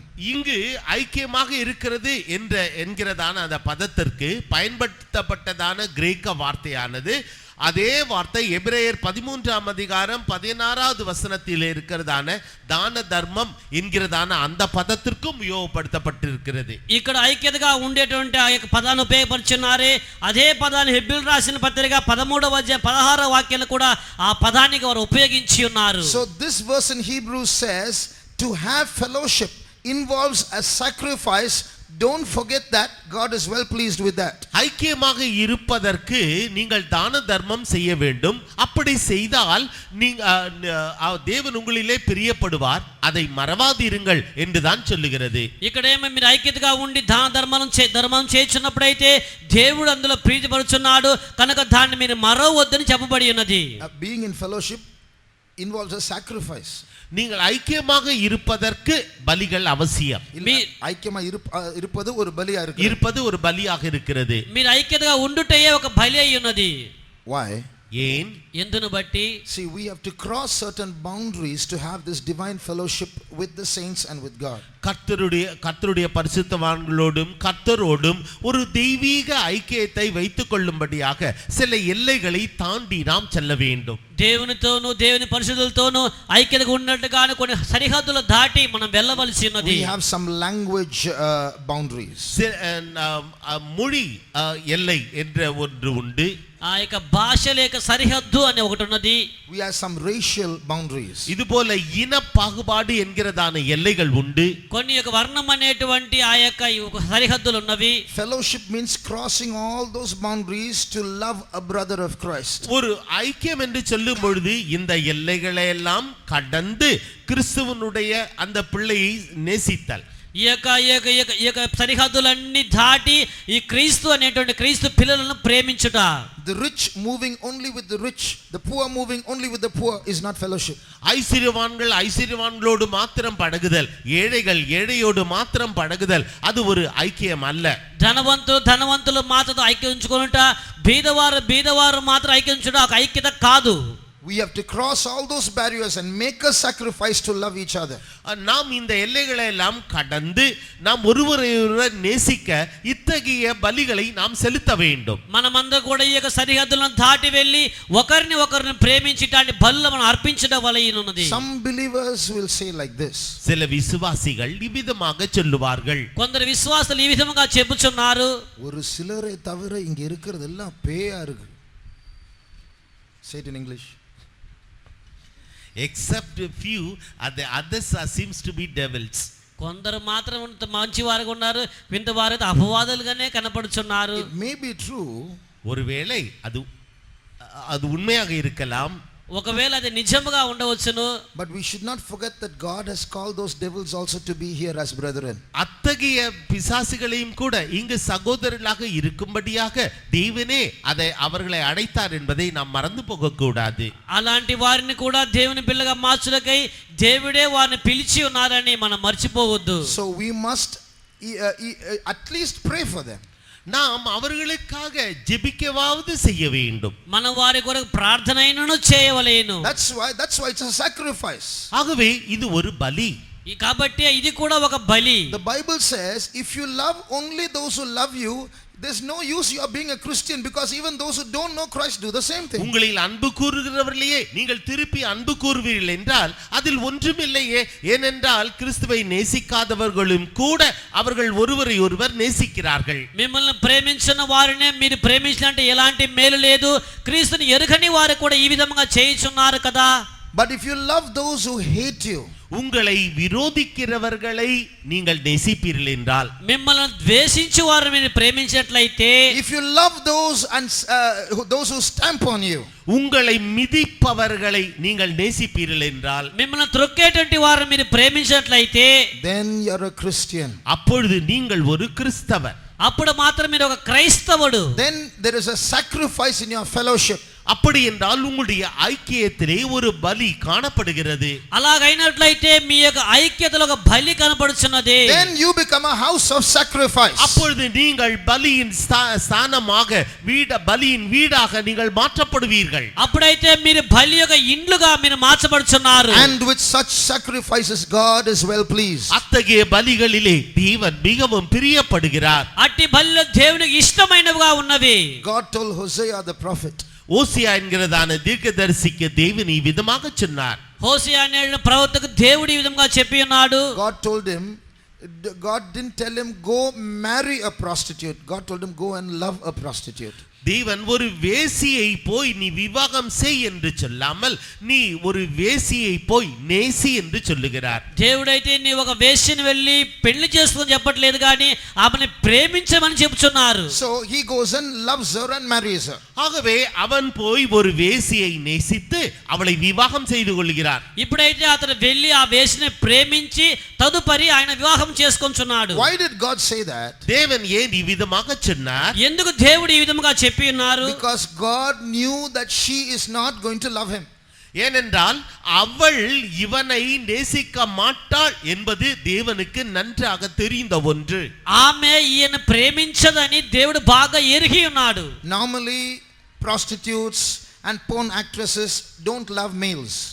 பொதுவாக இந்த வேசிகளோ அல்லது ஆபாச படங்களில் நடிப்பவர்களோ அவர்கள் மனிதர்களை ஆண்களை நேசிக்க மாட்டார்கள். వ్యభిచారాలు ఇదుగులు అయితే వారు పురుషులను వారు ప్రేమించరు. Knowing this, God says go and marry her. இதை அறிந்தும் தேவன் சொல்லுகிறார் நீ போய் அவளை நேசித்து விவாகம் செய்து கொள். ఇవన్నీ ఎరిగి కూడా దేవుడు చెప్తున్నారు నీ వెళ్ళి ఆమెను ప్రేమించుము. Why? ஏன்? ఎందుకు? Hosea, I want you to become a model for all Israel. ஏனென்றால் ஓசியாவே நீ முழு இஸ்ரவேலருக்கும் ஒரு முன்மாதிரியாக இருக்க வேண்டும் என்று நான் விரும்புகின்றேன். కానీ హోషేయ నీ ఇశ్రాయేలు జనాంగం అంతా కూడా ఒక మాదిరిగా ఉండవాలని కోరుచున్నాను. You, Hosea, you are a type of me. ஓசியா நீ எனக்கு ஒரு மாதிரியாக இருக்கிறாய். నీవు నాకు ఒక మాదిరిగా ఉన్నావు. And that prostitute is a type of Israel whom I love. அந்த சோரமோன ஸ்திரீயானவள் என்னால் நேசிக்கப்பட்டதான இந்த இஸ்ரவேலருக்கு மாதிரியாக இருக்கிறார். ఆ వ్యభిచారాలైతే ఇప్పుడు నా ద్వారా ప్రేమించబడినటువంటి ఆ ఇశ్రాయేలుగా కనపడుచున్నారు. Just like that hoe will not love you, Israel does not love me. அந்த வேசி எப்படி உன்னை நேசிக்க மாட்டாளோ அதுபோல இந்த இஸ்ரவேலர் என்னை நேசிக்க மாட்டார்கள். ఈ వ్యభిచారాలైతే ఏ విధముగా నేను ప్రేమించదో ఆ విధము ఇశ్రాయేలు కూడా నన్ను ప్రేమించడం లేదు. But just like I am commanding you to love such a woman who will not love you, I want to tell all Israel through your life that I still love them. உன்னை நேசிக்காத அந்த சோரம்போன ஸ்திரீயை நீ நேசிக்க வேண்டும் என்று நான் உனக்கு கட்டளையிடுவது போல என்னை நேசிக்காத அந்த இஸ்ரவேலரை நான் நேசிக்கிறேன் என்று சொல். ఇప్పుడైతే నిన్ను ప్రేమించినటువంటి ఆ వ్యభిచారాలను ఏ విధముగా ప్రేమించున్నావో అదే విధముగా నన్ను ప్రేమించి ఇశ్రాయేలును కూడా నేను ప్రేమిస్తున్నారని వెళ్ళి చెప్పమని చెప్పి ఉన్నారు. And that's the character that God wants in us, his children as well. அவருடைய பிள்ளைகளாகிய நமக்குள்ளே இத்தகைய சுவாபங்கள் எழும்ப வேண்டும் என்று தேவன் நம்மிலே எதிர்பார்க்கிறார். దేవుని పిల్లమైన మనలో కూడా ఇలాంటి స్వభావములు కనపడవల్ల நான் ఎదురు చూస్తున్నారు. If we don't make the sacrifice, இந்த பலியை நாம் செலுத்தாவிட்டால், ఇట్టి బలిని మనం చెల్లించకపోయినట్లయితే, and we move only in a small circle, our clan, our language and so on, நம்முடைய இனம், நம்முடைய மொழி என்கிறதான அந்த குறுகிய வட்டத்திற்குள்ளாகவே நாம் உழன்று கொண்டிருப்போம் என்றால், మన వర్ణం మనవారు అనేటువంటి ఆ యొక్క చిన్న గుండ్రములో మనం చిక్కుబడినట్లయితే, there are many empty churches today. Service goes on but no God. இன்றைக்கு अनेक காலியான சபைகள் காணப்படுகிறது. அங்கு ஆராதனைகள் நடைபெறும் என்றாலும் அங்கு கர்த்தரோ இருக்க மாட்டார். అనేక సంఘములు ఆరాధన జరుగుతున్నవి కానీ అవి ఖాళీగా ఉన్నవి. కారణం ఏమిటంటే దేవుడు అక్కడ లేడు. You will be another person on that list, that's all. நீங்கள் அந்த அட்டவணையிலே இன்னொரு நபராக இருப்பீர்கள், அவ்வளவுதான். మీరు అలాంటి పట్టికలో ఒక వ్యక్తిగా ఉంటారు, అంత మాత్రమే. So let's make a sacrifice in loving the brethren in this fellowship. With such a sacrifice, God is well pleased. இத்தகைய ஐக்கியத்தை நாம் நேசித்து நாம் அதிலே பலியிடுவோமாக. இத்தகைய பலியிலே தேவன் நம்மை நேசிப்பார். ఇలాంటి ఐక్యతలో మనం ఐక్యపడి మనం బలి చెల్లించడం కాక అట్టి బలిలో దేవుడు ఇష్టమైన వాడుగా ఉన్నారు. The fourth sacrifice, நான்காவது பலி என்னவென்றால், నాలుగో బలి ఏమిటంటే Psalm 51 and verse 17. 51ஆம் சங்கீதம் 17ஆம் வசனம். 51వ కీర్తన 15వ వాక్యము. தேவனை கேட்கும் பலிகள் நொறுங்குண்ட ஆவிதான். தேவனை நொறுங்குண்டதுமான இருதயத்தை நீர் புறக்கணியீர். The sacrifices of God are a broken spirit, a broken and a contrite heart, O God, thou wilt not despise. A broken spirit, நொறுங்குண்ட ஆவி, నలిగిన మనసు, a broken heart, ஒரு நொறுங்குண்ட இருதயம், నలిగిన హృదయము. when God breaks us, தேவன் நம்மை உடைக்கின்ற பொழுது, దేవుడు మన నలగొట్టున్నప్పుడు, and we submit to that breaking, நாம் அந்த உடைக்கிற தன்மைக்கு ஒப்பு கொடுக்க வேண்டும். మనం ఆయన கொடுக்கும்போது, ஒப்பு கொடுக்கின்ற போது, మనం ఆ నలగొట్టేటువంటి కార్యాన్ని మనం అప్పగించున్నప్పుడు, we become a house of sacrifice. நாம் அந்த பலியின் ஸ்தலமாக மாற்றப்படுகின்றோம். మనం ఆ బలి యొక్క స్థలముగా మార్చబడుచున్నాము. In the temple of God, in the tabernacle, ஆம், ஆசரிப்பு கூடாரத்திலே தேவனுடைய ஆலயத்தில், ఈ యొక్క ప్రత్యక్ష గుడారంలో దేవుని యొక్క ఆలయములో much of the gold was beaten gold. அங்கு காணப்பட்டதான பொன்னானது தகட்டு வேலையாக, அடிக்கப்பட்ட வேலையாக செய்யப்பட்டது. అక్కడ కనపడిచిన బంగారం అంతా కూడా అది తగరముగా అది పొదిగించబడినది కనపడుచున్నది. The oil used to light the lamps was beaten oil. அங்கு பயன்படுத்தப்பட்டதான எண்ணெயானது இடித்து பிழியப்பட்ட எண்ணெயாக காணப்பட்டது. అక్కడ ఉపయోగించే నూనె అంతా కూడా ఇది దంచబడినటువంటి తీయబడిన నూనెగా కనపడుచున్నది. The incense was made of beaten substances. அங்கு காணப்பட்டதான அந்த தூப வர்க்கமானது அவைகள் இடித்து உண்டாக்கப்பட்டதாக காணப்பட்டது. అక్కడ ఉన్న దీపం మేదికంతా కూడా అవి దంచబడినవిగా కనపడుచున్నవి. The showbread was made of fine flour which is broken and pounded and powdered. சமூக தப்பம் அவைகள் அந்த தானியத்தை நன்றாக இடித்து அது மெல்லிய மாவாக மாற்றி அந்த மெல்லிய மாவினாலே உருவாக்கப்பட்டதாக இருந்தது. ఆ యొక్క సన్నిధి పళ్ళలో ఉన్న రొట్టెలు అయితే ధాన్యాలను బాగా దంచి దాన్ని పొడిగా సన్నని పొడిగా చేసి అటుపిమ్మడ తయారు చేయబడిన రొట్టెగా కనపడుచున్నవి. So just like there is so much of brokenness or beatenness in the tabernacle, ஆகவே ஆசரிப்பு கூடாரத்திலே நொறுக்கப்படுதல், நறுக்கப்படுதல், இடிக்கப்படுதல் இவைகள் காணப்பட்டது. కనుక ప్రత్యక్ష గుడారం నల్లగొట్టబడుట, విరగొట్టబడుట, దంచబడుట అనేకం కనపడి ఉన్నవి. in the same way we who are the true temple of God will be broken by God in many ways. இது போலவே உண்மையான தேவனுடைய ஆலயமாகிய நாம் அநேக வழிமுறைகளிலே நாம் உடைக்கப்படுவோம். అదే విధముగా నిజమైన దేవుని ఆలయమైన మనము అనేక విధముగా మనం నలగొట్టబడుచున్నాము. Many of you seated here are in that condition, in a broken state. உங்க வீற்றிருக்கிறதான உங்களில் அநேகர் இத்தகைய நொறுங்குண்ட நிலவரத்திலே நீங்கள் வீற்றிருக்கிறீர்கள். ఇక్కడ కూర్చున్న వారు అనేకులైతే నలిగిన స్థితిలో మీరు కూర్చొని ఉన్నారు. God is leading you through that path. தேவன் தாமே உங்களை அந்த பாதையின் வழியாக அவரே நடத்துகிறார். దేవుడే ఇట్టి మార్గము ద్వారా మిమ్మల్ని నడిపించున్నాడు. Normally in beating substances, small substances, they have what is called a pestle and a mortar. சாதாரணமாக சில பொருட்களை இடிப்பதற்காக அதற்கு அந்த உரலும் அதே நேரத்தில் அதற்கு ஒரு குழவியும் காணப்படும். కొన్ని సందర్భంలో అయితే ఈ విధంగా దంచడానికి రోలును ఆ రోకలి కూడా అక్కడ కనబడుచున్నది. A pestle does the grounding. It is a tool which you hold in your hand to powder what has to be powdered. இந்த குழவி என்று சொல்லப்படுவது நம்முடைய கரத்திலே நாம் பிடித்துக்கொண்டு அந்த உரலிலே அந்த பொருளை வைத்து நாம் அப்படியே இடிப்போம்.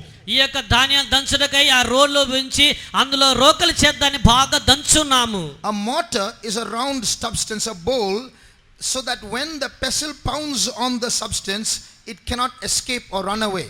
இந்த உரல் என்று சொல்லப்படுவது ஒரு குழிந்த ஒரு பகுதியானது. அந்த குழிந்த பகுதியிற்குள்ளாக தானியத்தை வைத்து இந்த உரலிலே நாம் இடிக்கின்ற பொழுது அந்த உரல் அந்த தானியமானது அந்த உரலை விட்டு சிதறி விடாதபடிக்கு அது மிகவும் குழிந்து காணப்படுகிறது. ఈ విధముగా అయితే ఈ రోకల్లో ఉంచి ధాన్యాలు దంచు నిమిత్తము ఆ యొక్క ధాన్యాలు బయట వెళ్ళిపోకున్నట్లుగాను ఆ యొక్క రోల్లో ఒక లోతు భాగము కనబడుచున్నది. So God will use some people as a pestle to grind you. உங்களை இடிக்கும்படியாக அரைக்கும்படியாக சிலரை அவர் உலக்கையாக அவர் பயன்படுத்துவார். కొన్ని సందర్భం మనం దంచుటకే కొంతమందిని ఆయన రోకలిగా ఆయన ఉపయోగపరుచున్నాడు. Maybe your husband or your wife is that pestle. ஒருவேளை உங்களுடைய புருஷனோ அல்லது மனைவியோ அந்த உலக்கையாக அவர்கள் காணப்படுவார்கள். ఒకవేళ మీలో మీ భార్యను మీ భర్తను ఆ యొక్క రోకలిగా కనపడుచున్నాడు. Or maybe some colleague or boss in your workplace is that pestle. ஒருவேளை உங்களுடைய அலுவலகத்தில் வேலை செய்கிறதான உங்களுடைய சக ஊழியரோ அல்லது உங்களுக்கு மேற்படியாக இருக்கிற அதிகாரியோ அவர் அந்த உலக்கையாக அவர் காணப்படுவார். ఒకవేళ మీరు ఉద్యోగం చేసే స్థలంలో అయితే అక్కడ మీతో పని చేసేవారు లేక మీ పైన ఉన్నవారు వారు అక్కడ రోకలిగా ఉపయోగపడుతున్నారు. Or maybe a friend whom you trusted so much has now turned into a pestle. இம்மட்டுமாக நீங்கள் அதிகமாக நம்பிக்கை வைத்து இப்பொழுது சத்ருவாக மாறி போனதான அந்த நண்பன் ஒருவேளை அவன் உலக்கையாக காணப்படலாம். లేకపోయినా ఇంతగా నిన్ను ప్రేమించినటువంటి నీ సహోదరుడు ఇప్పుడు అతని విరోధంగా మార్చబడి ఉన్నాడు. అతడే ఒక రోకలిగా ఉపయోగపరచబడుచున్నాడు. Or maybe that college or school that you studied in that you longed so much for has now become a pestle. இப்பொழுது நீங்கள் எவ்வளவுக்கு அதிகமாக ஆவல் பட்டு அந்த கல்லூரி பள்ளியிலே சேர வேண்டும் என்று விரும்பினீர்களே அதுவே உங்களுக்கு உலக்கையாக மாறி இருக்கலாம். మీరు ఎంతగా ఆశించి ఆ కళాశాల చేరవలని కోరి ఉన్నారే అదే మీకు రోకలిగా కనపడవచ్చును. But God's counsel to you is, என்றாலும் கர்த்தருடைய ஆலோசனை இதுதான். అయినను దేవుని యొక్క ఆలోచన ఇదే. don't run away. நீங்கள் ஓடி போக வேண்டாம். మీరు పారిపోవద్దు. God is breaking you, and in breaking you he is making you. அவர் உங்களை உடைத்து அவர் உங்களை உருவாக்குகிறார். ఆయన మిమ్మల్ని దంచి నల్లగొట్టి ఆయన మిమ్మల్ని రూపించున్నారు. One day when I was at home, ஒரு நாளிலே நான் வீட்டில் இருந்த பொழுது నేను ఒక దినం ఇంట్లో ఉన్నప్పుడు my mother gave me some ginger to grind on the grinding stone. அம்மி கல்லிலே வைத்து அரைக்கும்படியாக இஞ்சியை என்னுடைய தாயார் என்னிடத்திலே தந்தார்கள். దాన్ని దంచినట్లుగా కొద్దిగా అల్లాన్ని మా తల్లి గారు నాకు ఇచ్చి ఉన్నారు. So I used to see the women and the servants, they roll that grinding stone up and down, and I used to wonder why one smash you can break it, isn't it? ஒரே அடியிலே இந்த இஞ்சியை அப்படியே நசுக்கி விடலாமே, அதற்கு பதிலாக ஏன் இந்த அம்மி கல்லில் வைத்து குழவியை வைத்து அப்படியே ஸ்திரீகள் அரைப்பது போல இதை அரைக்க வேண்டும் என்று நான் நினைத்தேன். ఈ అల్లాన్ని ఒకే దంచుగా దంచి వేయచగా ఎందుకు స్త్రీలు దంచినట్టుగా దాన్ని ఈ విధంగా దంచవలని తలంచి ఉన్నాను. So I placed that ginger there, and 1 2 3 I banged that stone on that ginger. It fled to one corner of the kitchen. நான் இந்த அம்பிக்கல்லின் மீது அந்த இஞ்சியை வைத்து விட்டு நான் அந்த குழவியை எடுத்து 1 2 3 என்று சொல்லி ஒரே அடி அடித்தேன். அப்பொழுது அந்த இஞ்சி துண்டானது அப்படியே சமையல் அறைக்கு ஓடிவிட்டது. ఈ విధంగా రుబ్బేటువంటి బండలు తీసుకొని అల్లాన్ని ఉంచి ఒకేసారి నేను కొట్టి ఉన్నాను. సగమైతే ఆ కిచెన్ భాగం వైపుగా పారిపోయి ఉన్నది. Like that, when God breaks us, he doesn't want to run away. இவ்விதமாக கர்த்தர் நம்மை உடைக்கின்ற பொழுது நாம் ஓடிவிட வேண்டும் என்று அவர் எதிர்பார்ப்பதில்லை. ఈ విధంగా మనం దంచబడుచున్నప్పుడు మనం పారిపోకూడదని ఆయన కోరుచున్నాడు. When the Assyrians came to attack Israel, இஸ்ரவேலரை தாக்கும்படியாக அசீரியர்கள் வந்தபோது ఈ యొక్క అసీరియా వారు ఇశ్రాయేలును బాధించకొచ్చినప్పుడు their first reaction was to run to Egypt and ask for help. Assyrians are coming, help us. முதலாவது அவர்கள் செய்த வேலை என்னவென்றால் அசீரியர்கள் எங்களுக்கு விரோதமாக வந்து விட்டார்கள், ஆகவே எகிப்தியராகிய நீங்கள் வந்து எங்களுக்கு உதவி செய்யுங்கள் என்று எகிப்தியரிடத்தில் தான் முதலாவது அவர்கள் ஓடினார்கள். వారైతే అష్షూరులు మాకు విరోధంగా వచ్చి ఉన్నారు, మాకు సహాయం చేయమని మొట్టమొదటి ఐగుప్తు వైపుగా వెళ్ళి ఉన్నారు. Then God gave them one advice. அப்பொழுது தேவன் அவர்களுக்கு ஒரு அறிவுரையை சொன்னார். దేవుడు అప్పుడైతే ఒక సలహా ఇచ్చి ఉన్నారు. Isaiah chapter 30 verse 7. ஏசாயா 30ஆம் அதிகாரம் 7ஆம் வசனம். యెషయా గ్రంథం 30 అధ్యాయం 7వ వాక్యము. எகிப்தியர் சகாயம் பண்ணுவது வியர்த்தமும் வீணுமாம், ஆகையால் சும்மா இருப்பதே அவர்களுக்கு பெலன் என்று அதற்காக கூறுகிறேன். For the Egyptians shall help in vain and to no purpose. Therefore have I cried concerning this, their strength is to sit still. Their strength is to sit still. அவர்கள் சும்மா இருப்பதே அவர்களுக்கு பெலன். వారు ఊరకుండుటయే వారికి బలము. So when God brings people and situations into our lives to grind us, we should sit still. Sitting still is our strength. நம்மை நொறுக்கும்படியாக தேவன் சிலரை அனுமதிக்கின்ற பொழுது அப்பொழுது நாம் சும்மா இருக்க வேண்டும். நாம் சும்மா இருப்பதே பெலன். దేవుడైతే కొందరి చేత మనం నలగొడుచున్నప్పుడు మనం ఊరకుండవలెను, మనం ఊరకుంటే మనకి బలమయ్యున్నది. So if God brings people and situations as a pestle to pound us, நம்மை உடைக்கும்படியாக நொறுக்கும்படியாக தேவன் சில ஜனங்களை அவர் கொண்டு வருகின்ற போது, మనల్ని నలగొట్టినట్లుగాను దంచుట్లుగాను దేవుడు కొన్ని మంది జనాంగం తీసుకుని వచ్చున్నప్పుడు, what is the mortar that will prevent us from running away? எத்தகையதான உலக்கை நம்மை அவரை விட்டு விலகி ஓடும்படியாக செய்கிறது. இல்ல, what is the mortar that will prevent him, that mortar, that bowl that will prevent us from running away? நாம் அந்த உலக்கை நம்மீது இடிபடாமல் நம்மை எந்த காரியமானது விட்டு விலகி ஓடும்படியாக செய்கிறது? இல்ல, நாம் ஓடி போகாமல் இருப்பதற்கு நம்மை பாதுகாக்கிற அந்த காரியம் என்ன? మన మీద పారిపోకుండా మన కాపాడే కార్యం ఏమిటి?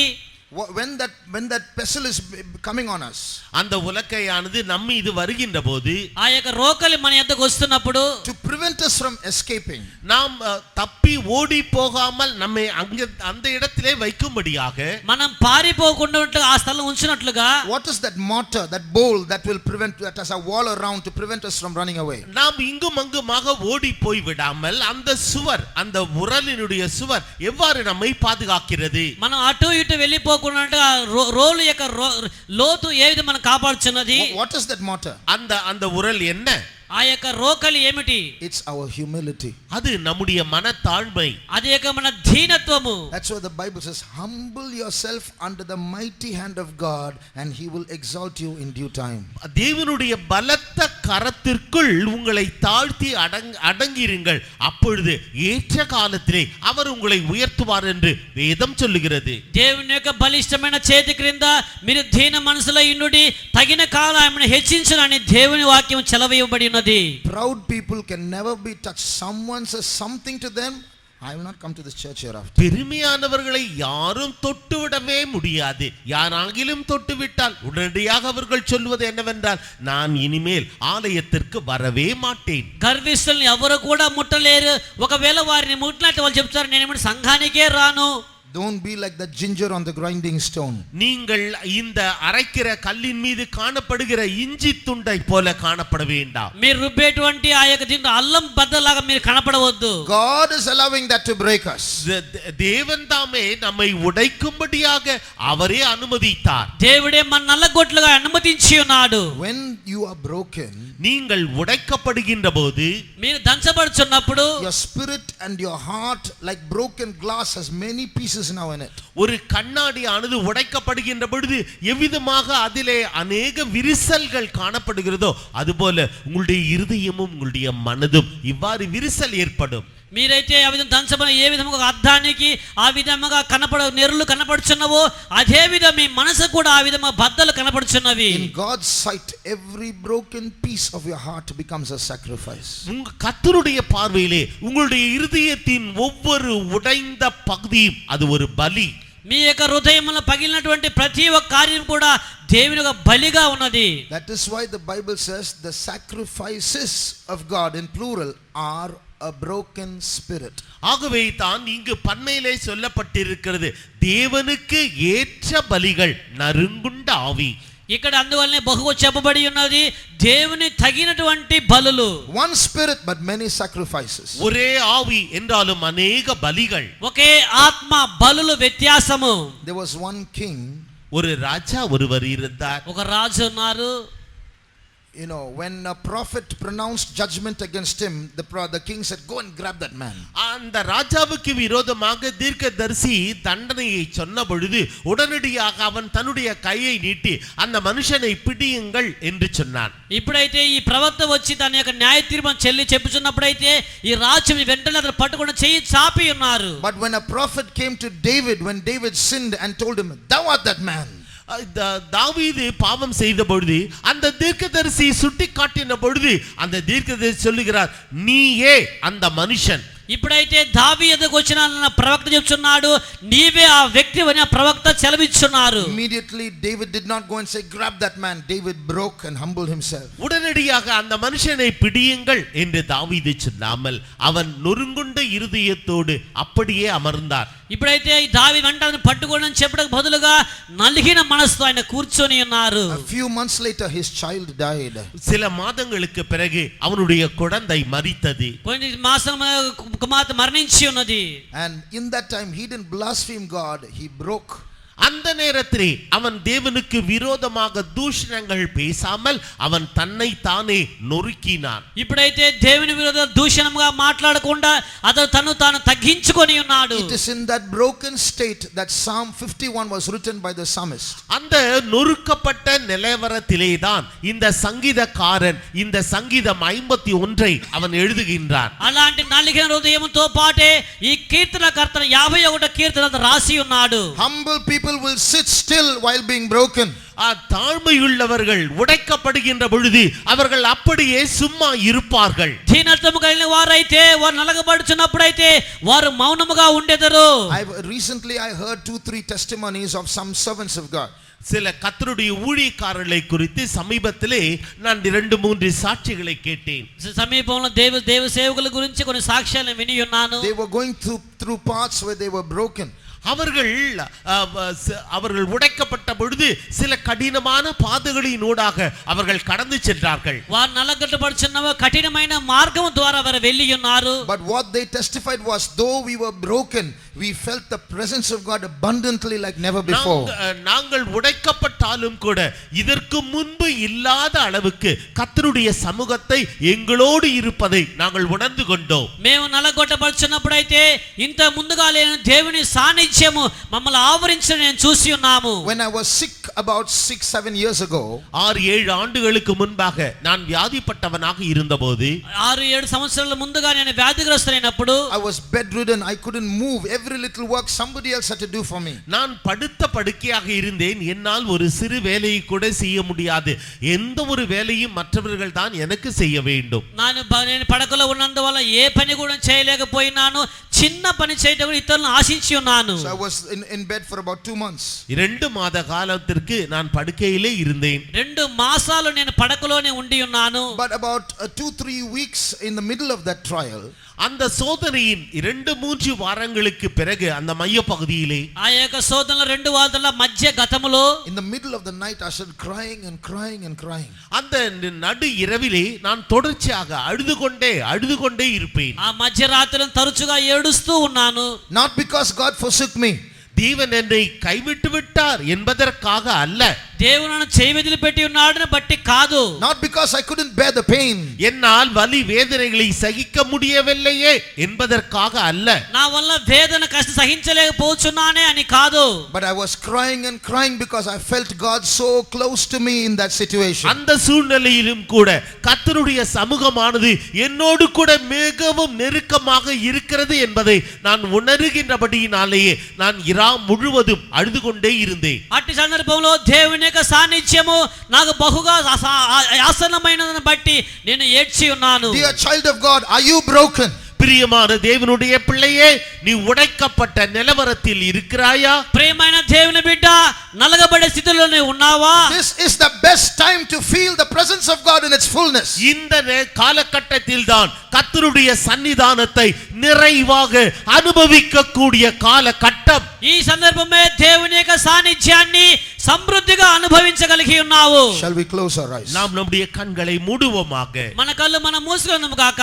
Those who are going through parts of breaking, உடைக்கப்பட்ட பாதையின் நொறுக்குதலின் பாதையின் ஊடாக கடந்து செல்பவர்கள், నలిగినటువంటి ఆ యొక్క మార్గము ద్వారా వెళ్ళేటువంటి వారు, don't look at those people who are rising up against you. உங்களுக்கு விரோதமாக எழும்புபவர்களை நீங்கள் நோக்கி பார்க்க வேண்டாம். మీకు విరోధముగా వచ్చేవారు మీరు తేరి చూడవద్దు. Humble yourself under the mighty hand of God. தேவனுடைய பலத்த கரத்திற்குள் உங்களை தாழ்த்தி ஒப்படையுங்கள். దేవుని యొక్క బలిష్టమైన చేతి కింద మిమ్మలను తగ్గించి ఒప్పుకొను చేయండి. Your broken spirit and broken heart are becoming sacrifices to God. உங்களுடைய நொறுங்குண்ட ஆவியும் நறுங்குண்ட இருதயமும் தேவனுக்கு முன்பாக அவைகள் பலி, தேவனுக்கேற்ற பலிகளாக மாறும். మీ విరిగి నలిగే హృదయం అయితే దేవుని ఎదుట ఎంచి యాగముగా మార్చబడుచున్నది. Do not be jealous about the others who are so happy and you are broken. மற்றவர்கள் சந்தோஷமாக இருப்பதிலே நீங்கள் பொறாமை கொள்ளாமல், நீங்கள் உடைக்கப்பட்டிருக்கிறீர்களே என்று கவலைப்படாதீர்கள். ఇతరులు బాగా ఉన్నారు, నేనైతే నలగొట్టబడ్డ మీరు అసూయ కలిగి ఉండవద్దు. God's eyes are focused more on you than on the others. மற்றவர்களை காட்டிலும் தேவனுடைய கண்களானது உங்கள் மேலேயே மிகவும் பதிந்து காணப்படுகிறது. ఇతరుల కంటేను మీ వైపుగానే దేవుని యొక్క దృష్టి ఉంచబడి ఉన్నది. When you pray, God's ears will be more attentive to your prayer than ordinary people's prayer. நீங்கள் ஜெபிக்கின்ற பொழுது மற்றவர்களுக்கு செவி கொடுப்பதை காட்டிலும் உங்களுக்கு அவர் அதிகமாக செவி கொடுக்கிறார். మీరు ప్రార్థన చేయుచున్నప్పుడైతే ఇతరుల కంటేను మీకే ఆయన చెవి యొక్కుచున్నాడు. Thirdly, God's heart is close to your heart. மூன்றாவதாக தேவனுடைய இருதயமானது உங்களுடைய இருதயத்திற்கு மிகவும் அருகாமையில் காணப்படுகிறது. మూడవదిగా దేవుని యొక్క మనస్సు మీ మనసుతో పాటు ఆసన్నముగా కనబడుచున్నది. All those who are going through such paths, இத்தகைய பாதையினூடாக கடந்து செல்கிற அனைவரும், ఇలాంటి మార్గం ద్వారా వెలుచున్న వారందరూ, where you are being broken in your office, உங்களுடைய அலுவலகத்திலே நீங்கள் நொறுக்கப்படுகின்ற போது, మీ కార్యాలయంలో మీరు నలగొట్టుచున్నప్పుడు, you are being broken in your house, உங்களுடைய வீட்டிலே நீங்கள் நொறுக்கப்படுகின்ற போது, మీ ఇండ్లలో మీరు నలగొట్టబడుచున్నప్పుడు, you are being broken in your hostel, உங்களுடைய ஹாஸ்டலிலே நீங்கள் நொறுக்கப்படுகின்ற பொழுது, మీకు హాస్టల్లో మీరు నలగొట్టబడుచున్నప్పుడు, those who are going through such experiences, put up your hands. அத்தகைய அனுபவங்களினூடாக கடந்து செல்பவர்கள் உங்களுடைய கரங்களை உயர்த்துங்கள். ఇలాంటి మార్గం ద్వారా వెళ్ళేచా మీ చేతులు పైకెత్తండి. Oh, there is a great multitude of broken people in this place. இந்த இடத்திலே அநேக நொறுங்குண்ட இருதயமுள்ள ஜனங்கள் இருக்கிறார்கள். ఇక్కడ అనేకమైన విరిగి నలిగే హృదయం గల మనుషులు ఉన్నారు. I rejoice. நான் இதை பார்த்து களி கூறுகிறேன். నేను దీని సంతోషపడుచున్నాను. Not because you are broken, because God's eyes are in this place. நீங்கள் நொறுக்கப்பட்டதினால் அல்ல, தேவனுடைய கண்களானது இந்த ஸ்தலத்தின் மீது நோக்கமாக இருப்பதினால். మీరు నలగబట్టిన బట్టి కాదు, కానీ దేవుని యొక్క దృష్టి ఇక్కడ ఉంచబడినందువలన. Make use of this chance, so broken people.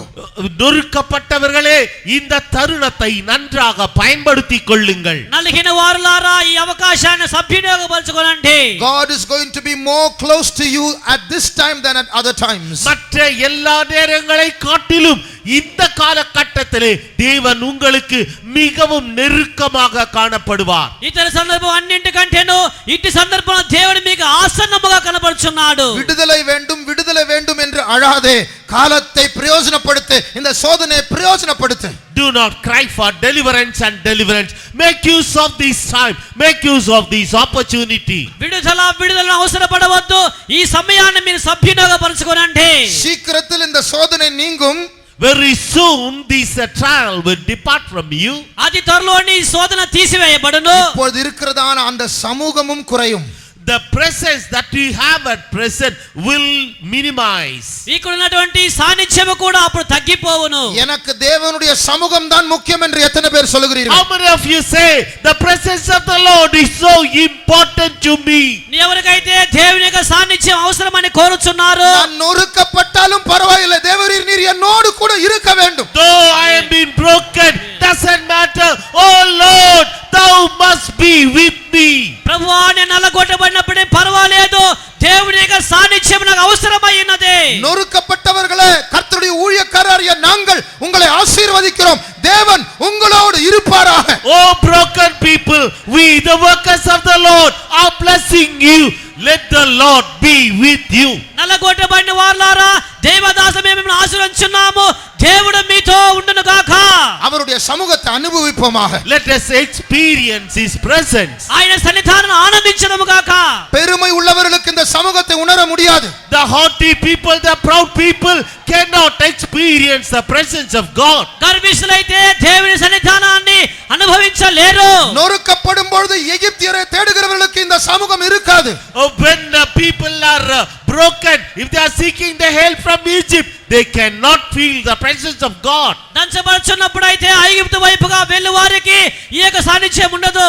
ஆனால் நீ அவருடைய பலத்த கரத்திற்குள் தாழ்த்தி அடங்கி இருப்பாய் என்றால், If you subdue yourself under his mighty arm, நீ எங்கே இருக்கிறாய்? where art thou? அவருடைய கரத்தின் கீழ் இருக்கிறாய். You are under his arm. அவருடைய கரம் உன் தலைமேல் இருக்கிறது. His hand is upon your head.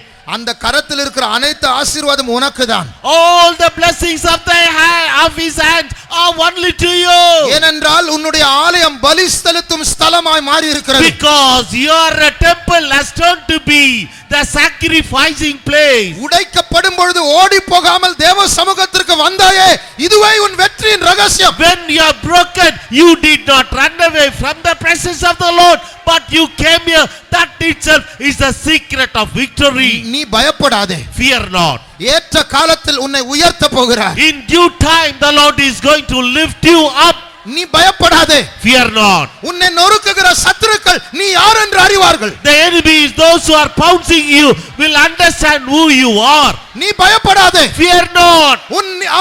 அவருடைய நீதியின் வலது கரத்தினால் உன்னை தாங்குவார். He will uphold you with his righteous right hand. நீ பயப்படாதே. Fear not. மரணம் உனக்கு நேரிடுவதில்லை. Death will not come unto you. சத்ரு உன்னை கொலை செய்ய வகை தேடினாலும் நீ பிழைப்பாய். Though your enemy trying to kill you, but you will live. நீ தாழ்த்து. Humble yourself. ஓடி போகாதே. Do not run நீ away. தாழ்த்து. Humble yourself. ஓடி போகாதே. Do not run away. அவருடைய பலத்த கரத்தின் கீழ் அடங்கி இருப்பாயாக. You subdue yourself under his mighty arm. அந்த கரத்திலிருந்து கிருபை இறங்கி கொண்டிருக்கிறது. From his hand the grace is proceeding. அந்த கரத்திலிருந்து அபிஷேகம் இறங்கி From கொண்டிருக்கிறது. his hand the anointing is coming down. அந்த கரத்திலிருந்து இதுவரைக்கும் உன்னை அனுபவிக்காத தேவ சமூகம் உன்னை சூழ்ந்து கொள்கிறது. And from his hand the presence of the Lord, hitherto you have not experienced, is rounding about you. உண்மையாய் உடைக்கப்பட்டவர்கள் இருப்பார்கள் என்றால், If there are truly broken people here, ஒரு அபிஷேகம் உங்களை தேடி வரும். an anointing will come searching after you. இப்பொழுது உங்களை தேடி வருகிறது. Now it is searching after you. நீங்கள் மேட்டிமை உள்ளவர்களா தாழ்மை உள்ளவர்களா இந்த அபிஷேகம் சொல்லும். This anointing will reveal whether you are the proud people or a humble people.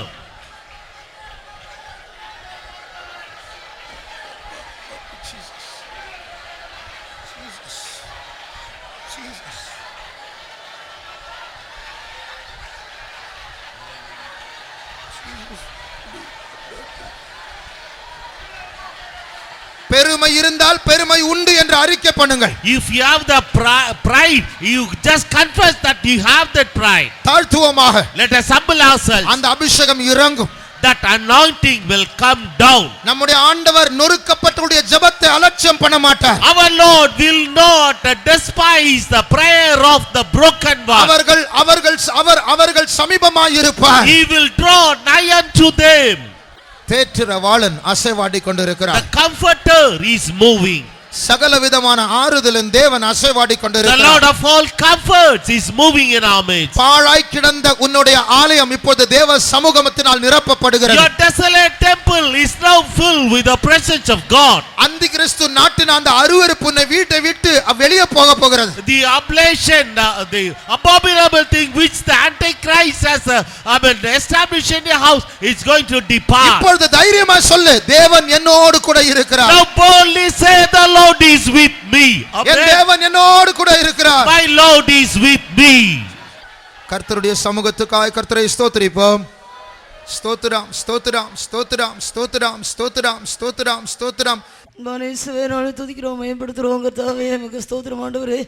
தேவனற்ற எங்களை கர்த்தாவே சுவாமி தேவனோடு இல்லை தேவனுக்குள்ளே கொண்டு வருவதற்காக நீர் இவ்வளவு பயங்கரமான கிரிகளை முதல் செய்து கொண்டிருக்கிறபடியே நாங்கள் துதித்து மேம்படுத்துகிறோம் கர்த்தாவே. ஒரு காலத்தில் நாங்கள் தேவனற்றவர்களாக இருந்தோம், தேவனுக்கு தூரமாக இருந்தோம் கர்த்தாவே. ஆண்டவரே கிருபையினால் ரட்சித்து அபிஷேகம் பண்ணி கர்த்தருடைய சமூகத்தில் கொண்டு வந்தீர் கர்த்தாவே. ஆண்டவரே பலியிடும் ஆலயமாக எங்களை தேர்ந்தெடுத்து வைத்திருக்கிறீர் கர்த்தாவே. நமக்கு ஸ்தோத்திரம் ஆண்டவரே. கர்த்தரை ஆராதிக்கக்கூடியதான் ஒரு கிருபையை தந்திருக்கிறபடியே நமக்கு ஸ்தோத்திரம் ஆண்டவரே. எங்களை கூட்டி சேர்த்தீர், நாராயண ஒவ்வொரு பகுதிகளை நீர் பொறுப்படுத்தீர். பரிசுத்த ஆவியானவர் மத்திய வல்லமையாய் இறங்கினபடினால் நமக்கு ஸ்தோத்திரம். கர்த்தர் எல்லாரையும் உயிர்ப்பித்தபடினால் நமக்கு ஸ்தோத்திரம் கர்த்தாவே. நமக்கு ஸ்தோத்திரம். தேவன் செய்த நன்மைகளை கர்த்தாவே சாட்சியாக அறிவிக்க உதவிச்சபடினால் நமக்கு ஸ்தோத்திரம். இப்பொழுதும் ஆண்டவரே நீங்களோடு பேசுகிற எல்லா வார்த்தைகளுக்காக நாங்கள் துதித்து மயப்படுத்துகிறோம் கர்த்தாவே.